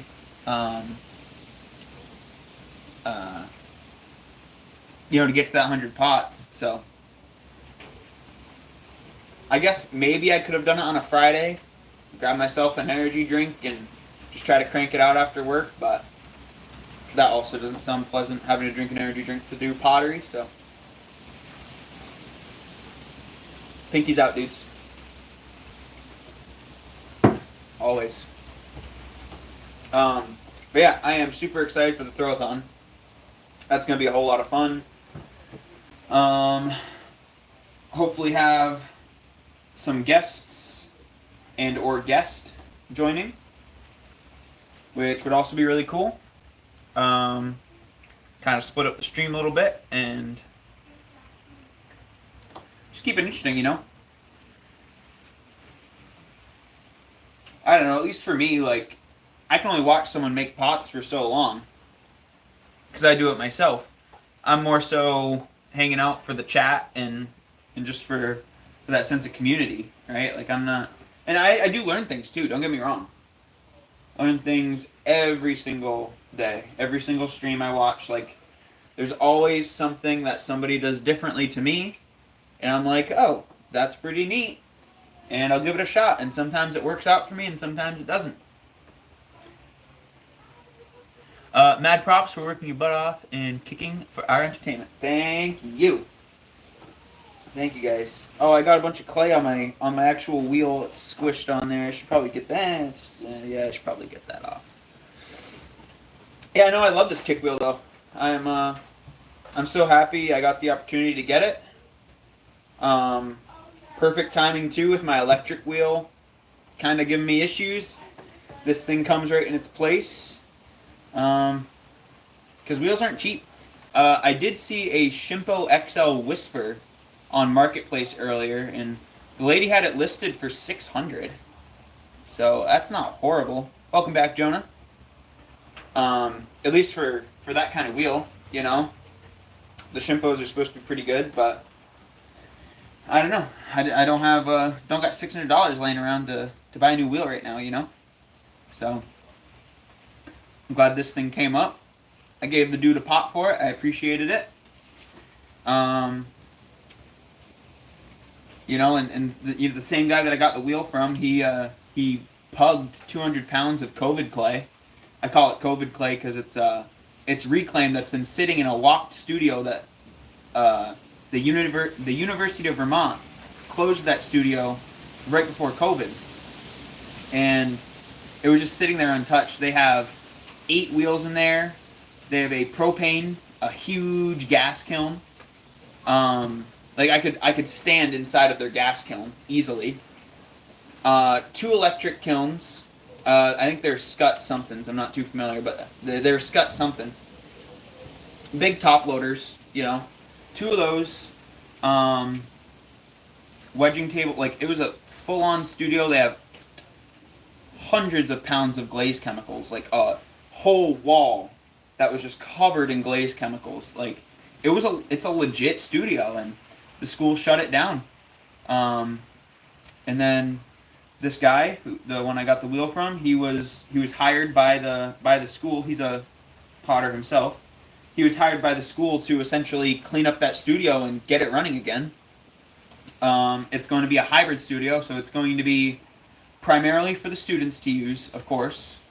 The college's focus is always going to be the students, but apparently it's also going to be possibly open to the public as well. So really cool things that are going on over there. But I call this COVID clay because it's just been sitting in these huge those huge like janitorial bins that they wheel around like through malls and stuff. He has like 5 of those that are just full of reclaimed clay, and it was covered with moldy blankets on top of it, and they all had lids on them. So the clay was, the clay is fine. It wasn't all dried out or anything, but they did have blankets on it that obviously molded. So yeah, I mean this is a COVID clay pot right here, so hopefully it don't die. But yeah, I just think that's really cool how that whole studio was just sealed off and not a single soul went into there for 4 years, 5 years. And everything in there just went untouched, 3 kilns, like it's just crazy to me. Like how much use that stuff could have got in those years, but it was just sitting there, But, oh well. I got a kickwheel. Oh, so this kickwheel was in the studio, and yeah, that's where I was going with this. I lost my thread there, but yeah. So this kickwheel was in the studio too, and originally the guy who was cleaning it up, originally he was gonna keep it. It's cool. It's a kickwheel, right? But ultimately he decided that he thinks it won't get a lot of use, and it takes up a lot of space. It takes up a lot of real estate in the studio. So he ultimately decided to just post it on Marketplace for free. I mean, he's getting paid to clean up the studio, so it probably wouldn't be right of him to sell it necessarily. I mean, it's all up to I guess your own ethics and morals. But personally, if I'm getting paid to do a job, it would seem a little shady to try to make a quick buck off of some of their equipment. But yeah, so I got this, and yeah, I mean, I gave him a pot, like I said. I gave him something I made. He thought it was really cool. He hasn't had any pit-fired work before, so I gave him a nice like curvy vase, and it got so dark. Oh man, that pot absorbed so much carbon, and it was such a nice, deep, dark color.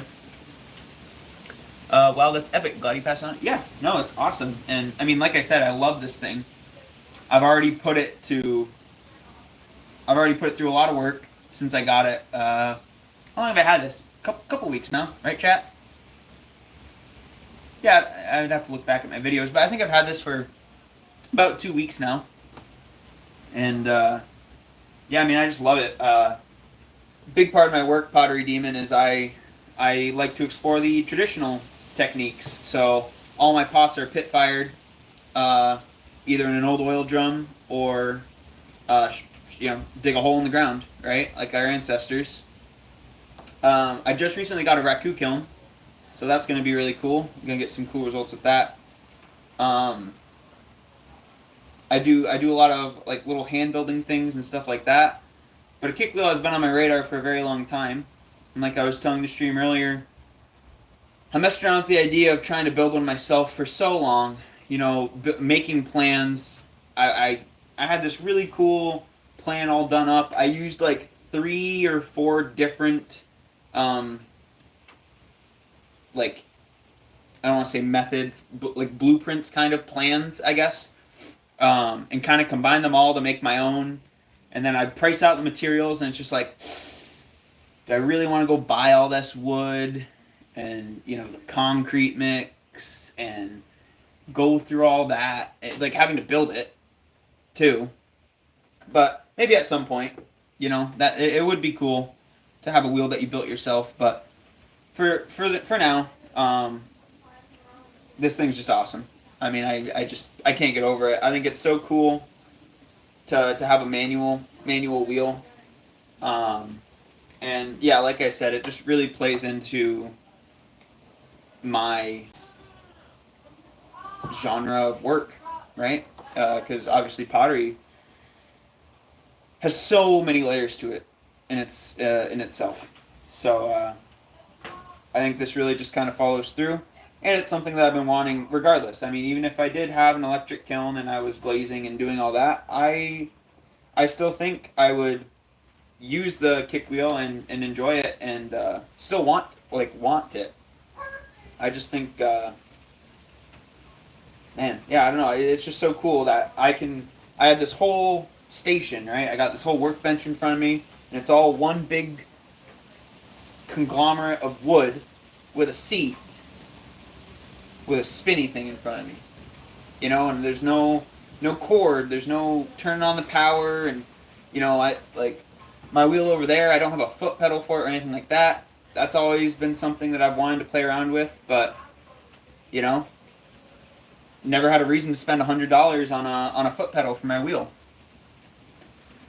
So there's just so many things still to try, and I guess this was just the next step, but it is a lot of fun. A lot more time consuming, that's for sure. And I'm sure, as I use it more and more, I'll get faster and faster, of course. I mean, when I first got this thing, I never saw myself throwing a 16-pound vase on it. I was getting this thing thinking like, yeah, I'm just going to be throwing on a kickwheel now, throwing all my regular stuff. But until I got this wheel, I never threw with more than 3 pounds, ever. All of my stuff had been small. Oh yeah, the wind and the rain are really starting to pick up. There's Debbie.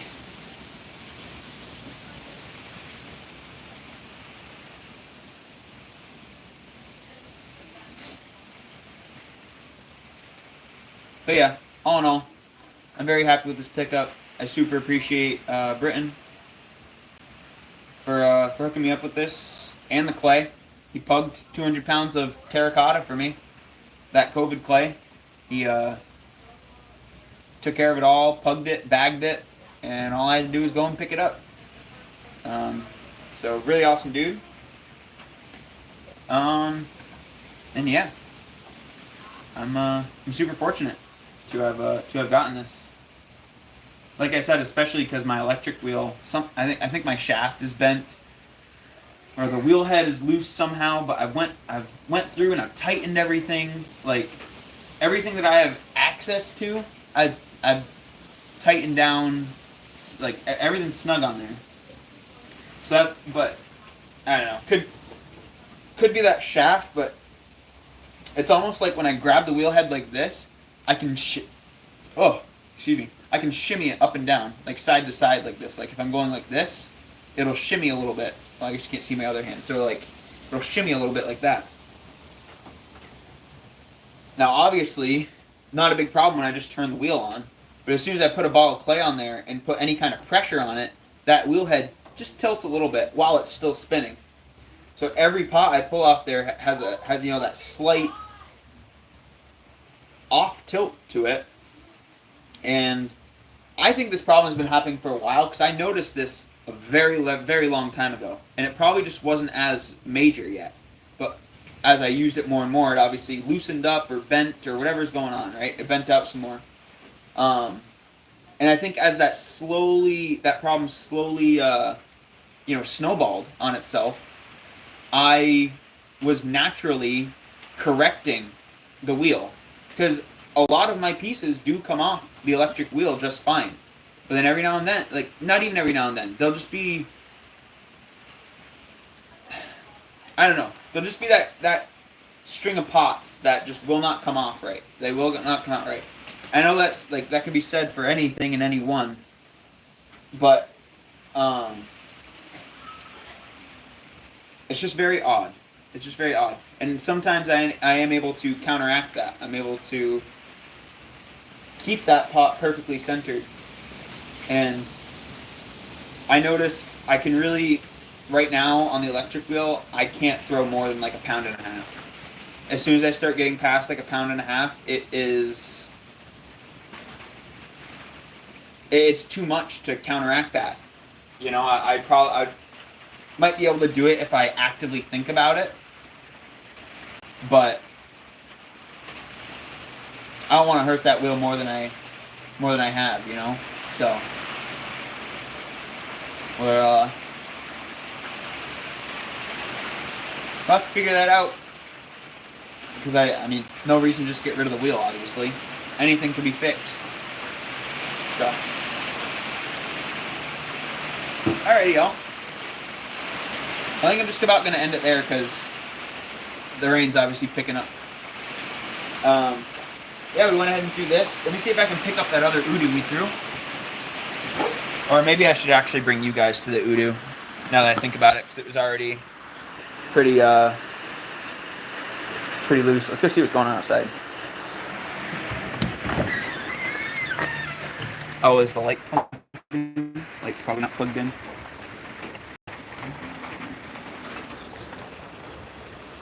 Oh yeah, it's wet out here. Oh my god, dudes. I just wiped clay on my nose. Which reindeer am I? Oh, almost walked right by it. Ugh. And there was the first Udu of the night. This one was thrown with 6.5, just about 6.5 pounds. So pretty cool. I do have this little electric kiln here, actually. So I guess I do have an electric kiln. Super tiny firebox, as you can see. But the reason I can't use it is it's a 120 volt, so it takes just like, you know, your regular standard 3-prong outlet, right? But it's what is it, amps or volts? It's 20 amps. And all of my available outlets, like regular standard outlets that this could plug into, are all on a 15 amp breaker. So as soon as I plug this thing and get it going, it'll probably run for a little bit, but as soon as it hits that 15 amp and starts to go by, and obviously that's when your breaker's going to flip. Actually, it'll probably flip prior to that as a safety thing. But, so that's why I have no way to power that kiln, even though it is a small one. What I actually need is a larger kiln that takes the 240 volt outlet, and I have my dryer out here on the porch, which plugs into that 240 volt. And the dryer is a 240 volt, and it's on a 60 amp breaker.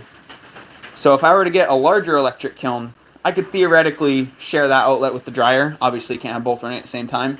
But I could theoretically share that outlet with the dryer, between my kiln and the dryer, and I mean, that should work fine. It's also out on the porch, so I have plenty of windows, so the ventilation wouldn't be much of an issue. But yeah, actually, I was just thinking about that. Well, it stopped now, but I don't know how much you guys could have heard me while I was talking there. But yeah, Pottery Demon, I got a metal roof out here. Oh, you can see it. I got a metal roof out here on the porch, so rain sounds real nice, for sure. It's nice when I'm working out here. When I'm not streaming, I'm just working out here. I'll turn whatever video or whatever music I have on and just listen to the rain, dude. It's super peaceful. Just listening to the rain. And then first thing in the morning, like I get all the windows open out here on the porch and I can just hear the birds. And that's also just amazing. And then when the sun starts creeping up over the trees over there. Great one to fire the pots. Yeah, perfect. Just toss those pots in the dryer and let them tumble around a little bit. And then the kiln's right there. Just throw them right in the kiln. Yeah. Seems foolproof. Lock me in for the night. Don't need no creeps.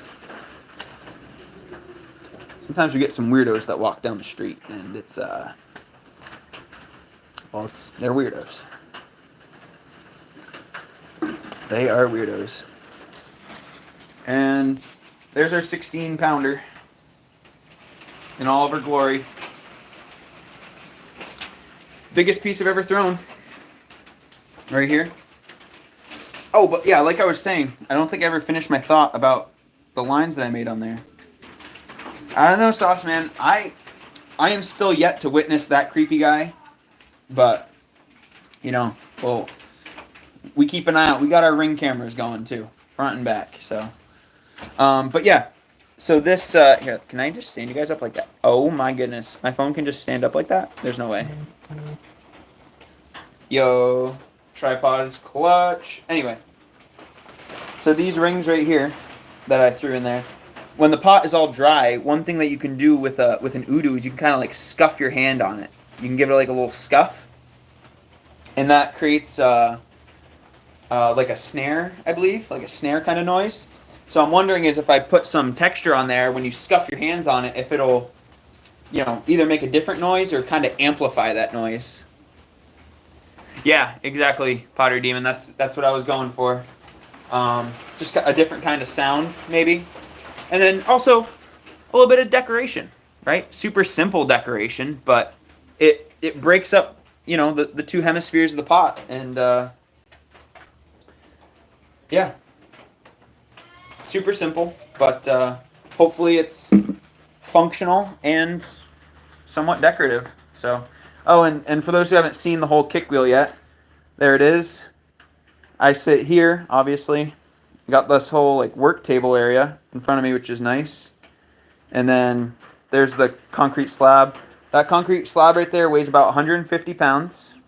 And then we got a solid steel rod that weighs another 20. And then we got a solid steel wheel head that weighs about another 25, 30 pounds. So... got some good weight, but you need that weight to keep the momentum on here. But, I mean, this thing is solidly built. It doesn't rock at all. Obviously, you can see it's all made with 2x4s and 4x4s as, the legs. So, it's, yeah, I mean, it's a sturdy wheel. Spins great for me. I should probably hit it with some fresh grease down here in this flange right here. Oh, yeah, it's right there. This little nipple thing right here. That's, you can take a grease gun and go ahead and get some grease into the flange there, because that's what lets this whole thing spin nice. Is that not flange, bearing? Excuse me. There's a ball bearing in there, and then underneath the concrete slab here, I don't know if I can. Yeah, there's not enough light down there for you guys. Underneath the slab there's the flange, and that's what this rod goes straight through the concrete slab. And it rests on a flange.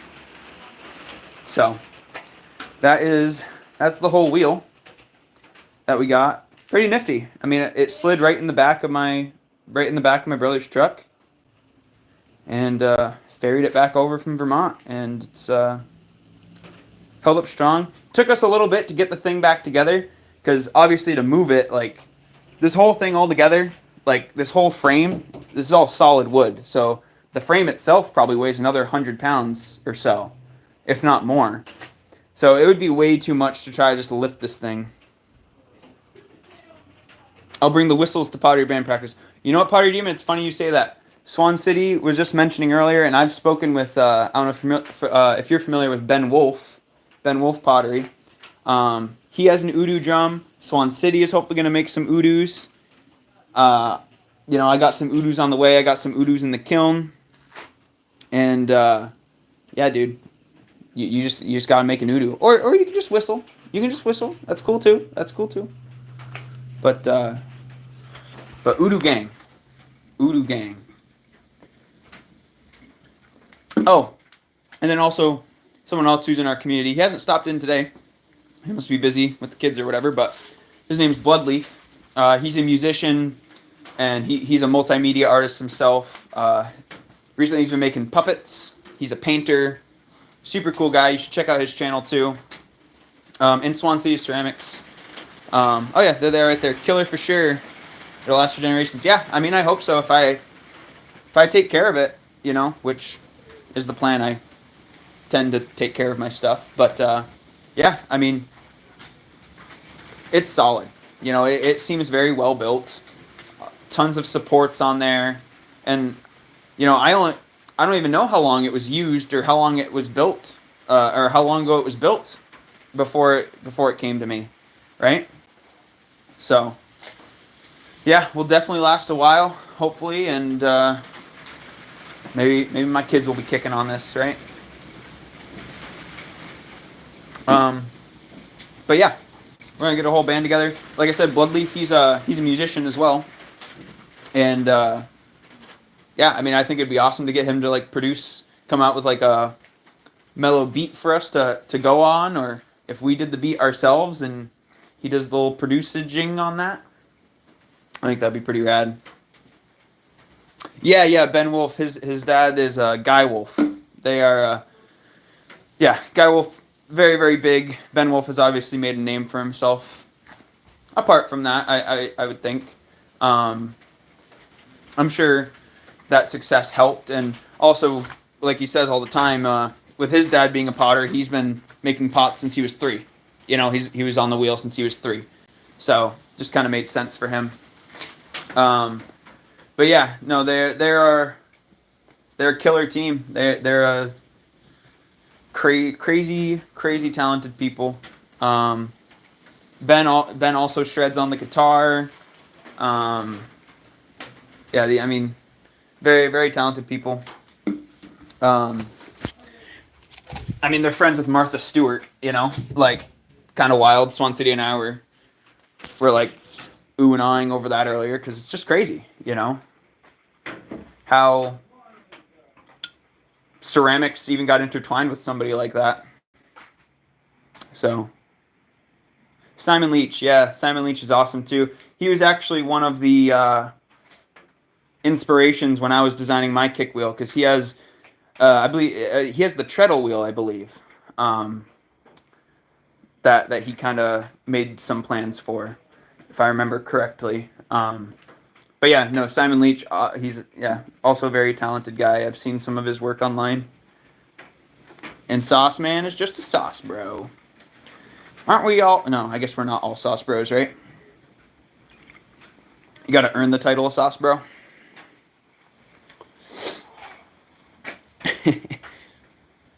Oh my god. My eyes are like shut. What the heck? I don't remember smoking no dope, officer.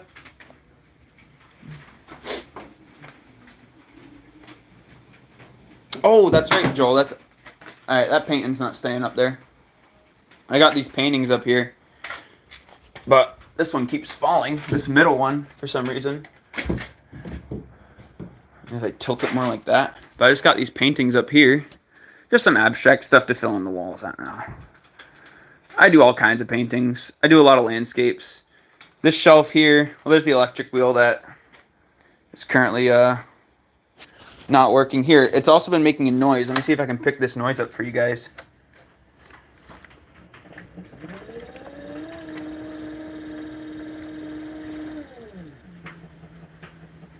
Oh, here. It's almost like a grinding noise. So I don't know if that's like a belt thing. And then this is kind of the shimmy that I was talking about. Let's see if you can... Maybe I don't know how I'm going to do this with one hand, but... Anyway, I can hear the shimmy. There's a little bit of a shimmy there. So just not good. Not good for throwing pots anyway. I I did some trimming on it earlier because obviously it stays level for that. You're not putting an immense amount of force on the pots or on the wheel head while you're trimming. So I've just kind of been using it for trimming because that part of the process is kind of a pain on the kick wheel. I'm not gonna lie. I found it's pretty hard to get consistent lines trimming on the kick wheel, at least for me so far. I think I really just need to get more comfortable with kicking while I'm throwing. And I might have to adjust the seat height on this, which, with how this thing was built, adjusting the seat is super simple. We got 1, 2, 3 there. We got 1, 2, oh god, that one's coming out. What the heck? Gotta tighten that thing back in. And we got 1, 2, 3 here. So those just come out, and then this whole seat, right? It's just boom, boom, boom. That whole seat comes off, and I can just drill new holes into these 4x4s if I need to lower it or raise it. Can't really raise it, actually, because we're kind of close there. I mean, I guess we still could, but I don't think raising it is what I need. If I do need anything, I think it would be to lower it, but I'm pretty comfortable on it, and this is what I'm working on. Schedule tomorrow. Wake up. Go to work, because I'm a slave in this society. And what is tomorrow? Tomorrow's Friday, huh? That's pretty rad. Friday, I'm going to plan to stream. Not exactly sure on a time, but I think we're probably going to practice throwing off the hump again. And there's Ben Wolf. Buddy, we were just talking about you. Pottery Demon was in here, and we were talking about Udoos and making some music, and yeah, rad stuff. Are you done with your live? Well, you probably are since you're in here. That's a bummer. Yeah, I went live like, I think 20 minutes before you ended up, or I got a notification. I didn't know if you were going live, if it was for a video. Yeah, I missed the shredding, or ripping, or whatever you goofballs call it these days. But yeah, if anyone is in here, I'm sure we're all familiar at this point, but anybody who isn't here, go ahead and check out Ben Wolf. He's crazy dude. That one smashed his face into a vase for 1,000 subs, or yeah, it was 1,000. So hey, we get him to 2,000. How do you top smashing your face in a vase? I don't even know. But only time will tell. Anyway, super cool guy. Amazing potter. And yeah, definitely check him out if you haven't already. Super talented guitarist, ceramicist. Dudes, check this shirt. Look how awesome this shirt is. They're just all playing poker.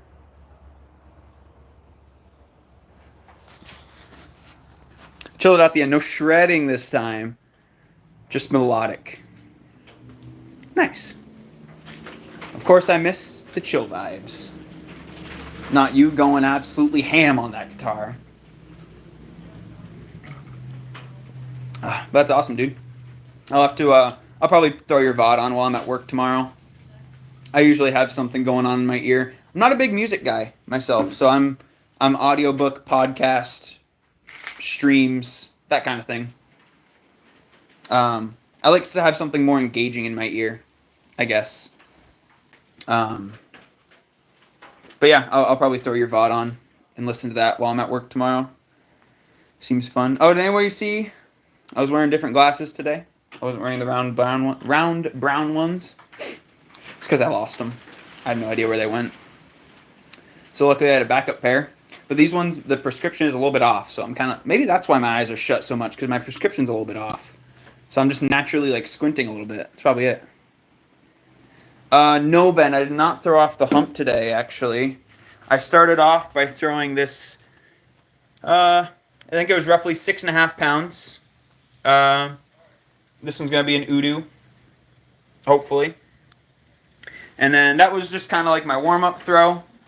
I had this thing weighed out in case I was feeling crazy tonight, but my legs hurt. And then we ended up throwing this. this big old thing. It's got it up to 16, just about 16 pounds, I think, maybe a little bit more, maybe a little bit less. So yeah, this thing's gonna be nice and big.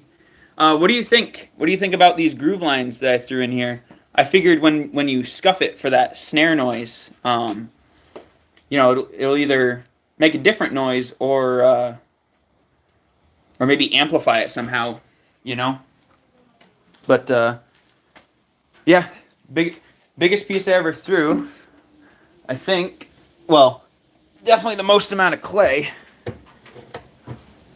Oh yeah. Oh well, I guess if I had it up on there, they're probably just about the same. Oh no, the Udu is gonna be a little bit taller than that big old jug. But I must have got bit. Actually, Sauce Man, you're right. I must have got bit by the llama. I can see clearly now.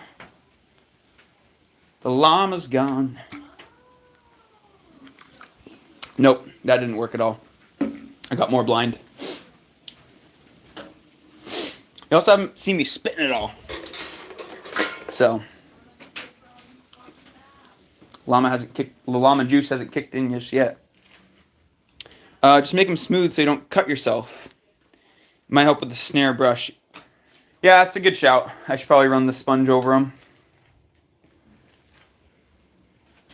Hey, if you're not bleeding by the time you're done playing your Udu, you didn't play hard enough.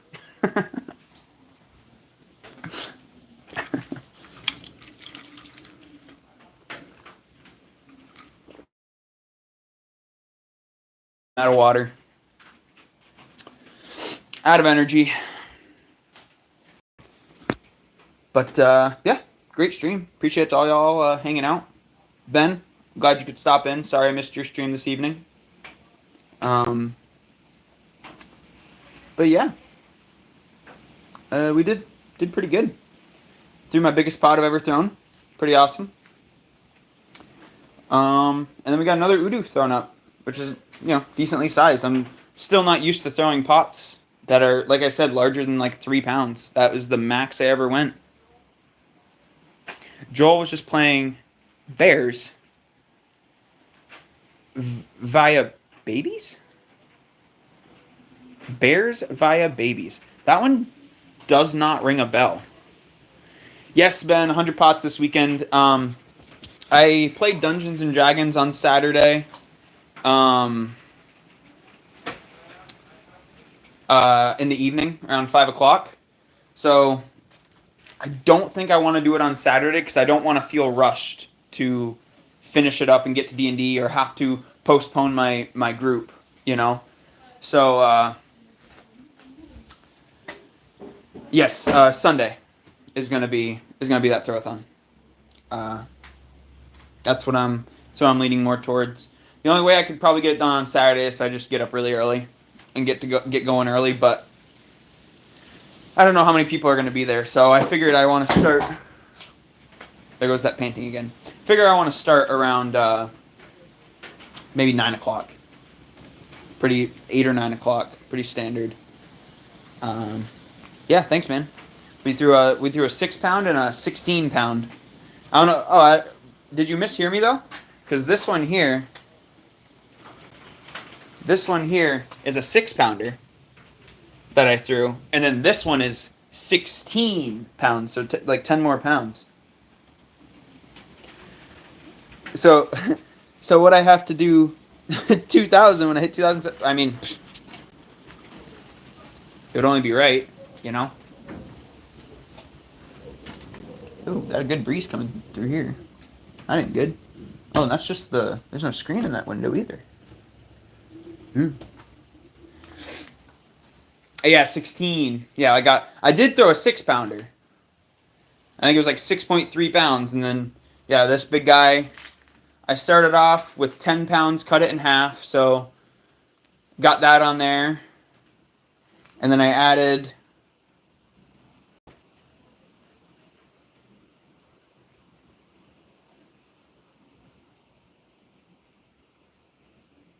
maybe it is more like 15. Because I had that 6 pound block and that 15 pound. So not quite 16. I'd say 15 pounds. I'd say 15 pounds is more safe with like all the slip and extra clay that I took off. So yeah, I'd probably say more like 15 pounds wet. That sounds a bit better. Sounds better than 16 too. 16 is such a weird number. So, alrighty, cool. Wow. Well, I just chatted for like another 20 minutes or something. The rain held up again. It's just gonna be on and off all night, I think. Debbie ain't gonna hit me too hard.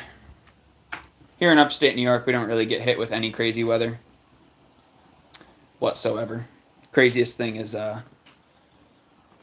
some quick wind, but even that's whatever, and sometimes a lot of rain. We do occasionally flood, but even still, our floods are not even comparable to what some other people have to go through. So it's very tame up here.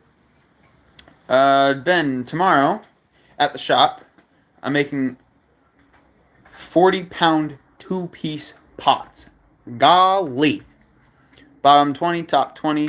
Have a few orders for him. Gotta we have a mixer and out down there. Sweet. So, Ben, question. So like what I did today, I started off, I did them in roughly 5-pound increments, right? Nothing, not exact, but I did 3 balls that were all roughly 5 pounds. Are you going to, oh, okay, pug. That makes a lot more sense. Yeah. Are you going to start off with 20 pounds on there? Or are you going to do like a 10 and 10, throw that, and then do another 10-10, and then do the whole like where you flip the bat over and connect them, cut it off the bat, connect them, and all that? Is that what the plan is?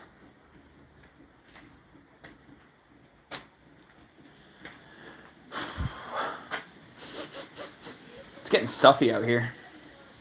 I don't know why. I wonder if it's just starting to get humid from the old rain. Here's our work from the other weekend that I still have to clean up. But some pretty cool things. Got some planters, got some just little round vases, some cups. They all need to be cleaned up. They're still super ashy. And whatever. Pretty sure. Oh yeah, that was one that we carved on my first live stream. If any of you were there for that, we carved that up on our first live stream, and I get it up for you guys. Move these guys out of the way. There we go.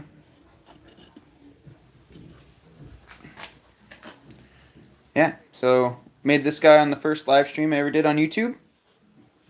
Some people said it reminded them of koi. It reminded me of the ocean. I have these like wispy top rectangles with some sharp edges on the bottom. And it is a planter. Threw the hole in there. Yeah, pretty nice. It turned out pretty good. And it got really nice and dark. So this clay, you can kind of see it on the bottom. It was, I'm getting the light here. It was my red clay body. Now it's not really showing through because it's just so ashy. But this was my red clay body, very similar to what I threw with tonight. And it just got really dark in the kiln. And here, like, this is the crazy thing about pit firing is I get a pot that comes out like that. We saw it get carved, studio tour. Yeah. So what's crazy is I can get something like that out of the kiln. There's something like this cup here that just got really, really dark, right? Super, super dark. But then a pot like this will come out, and you can't even tell it's like it looks like it came out of an electric kiln. Like this thing has not a speck of carbon on it. It's not going to stay for me anymore. But like, I mean, this thing, it's fired. Still very, very low into bisque, but it is fired, and it just came out clean. There's just not a speck on there. Similar to these guys too. Like this guy came out with a little bit of carbon on the bottom, but like the rest of it is just kind of plain. It's really weird. It's really weird. I mean, I know electric kilns are pretty unpredictable, but you know, potters get to a point where they know their glaze and they know their kiln schedule, and that's just that. You know, you get your flukes every now and then, but for the most part, you know that what you're putting in is what's going to come out, right? You have an idea of what those results are going to be. No matter what I do, I mean, of course there are techniques and there are ways and methods to get certain effects or not get certain effects and stuff like that. But for the most part, for me,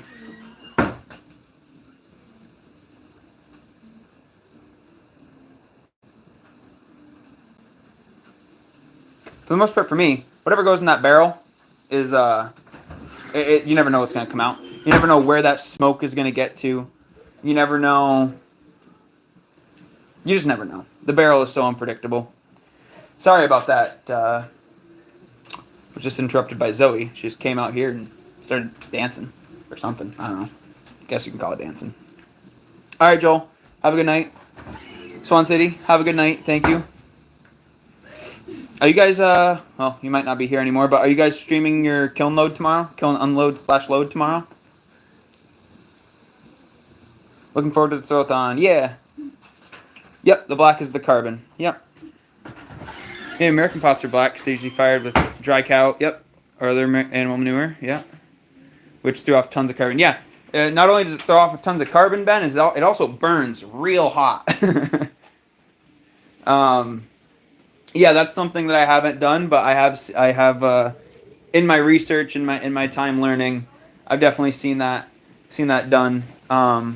I have done your classic, you know, dig a hole in the ground, build a campfire, burn it down to coals, put your pots in there, build up another fire around it, and you know, just let that burn all the way through, and then bury it. You just bury it with dirt and try to create that reduction atmosphere. So.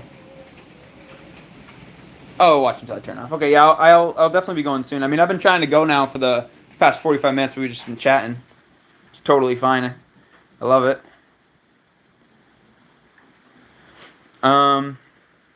The blackest got new American possibly usually. Yeah. So when I was doing the pit fires like that, I would get some crazy dark blacks. Let me see. I don't think I have any out here, actually. Nothing new like that. Where are you guys going? Out that door. Oh, you guys leaving? Cool. Unless you want them to stay the night. Ethan would really like the cuddle buddy. Oh, yeah?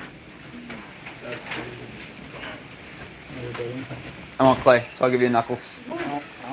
Now you probably got clay because I got clam and knuckles too. Oh, double fist bump. Have a good night, dude. You too, buddy.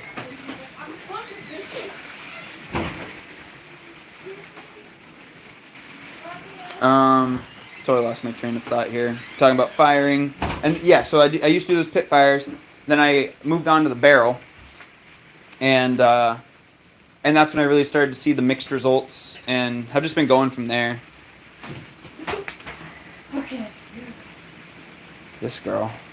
I am accident prone and there's a wire in my way. When I moved on to the barrel, that's when everything got more unpredictable, I guess. But I was also able to get more consistent results, I feel. In my pit fire, I could also only do like maximum of 5 pots. In the pit fire, like in the ground, when I dug a hole in the ground.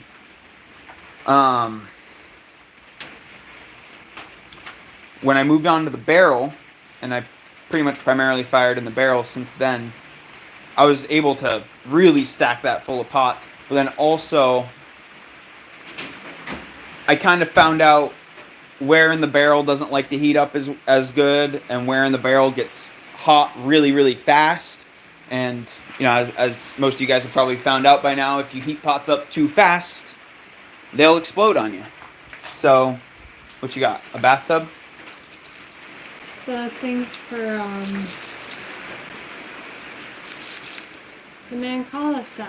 Oh, that's what that is. Yeah. It's another resin thing that Zoe made here. Well, stop shaking it. Oh, dudes! My phone is at 5%. I just got the notification. My screen went dim. To answer your question, I can center / throw up to 30 pounds in a single piece. All right, rad. And so you just do, okay, yeah. So you just throw them 20 pounds at a time. Wow. I'm pretty sure my electric wheel is rated to hold up to 25 pounds, but I mean, especially in its condition now, there's no way it'll do that. But I don't know. Even in this wheel's prime, I don't know if I do 25 pounds on it, fresh out of the box. Not a very high-powered wheel, but you know it's good enough for those. Oh, there's rain again. But it's good enough for that for those smaller things. So, all right, Swan City, I appreciate y'all. Wait, did you answer me? Are you guys gonna go live tomorrow doing your kiln stuff or no? Not planning for that. That's crazy, Ben, though. That you do 20 pounds at a time. Be there someday. We'll be there someday. Got thousands more pots to throw before I can do that, right?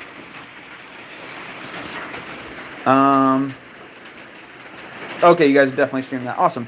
Well, I'll try to be there. As long as I'm not too busy. Or dealing with dumb customers who don't want to buy buses, apparently. Even though that's what they're there to do. Just want to make pots, dude. Just want to spend it. Okay, dudes, my phone's at 2. I love y'all. Have a great night. Bye-bye.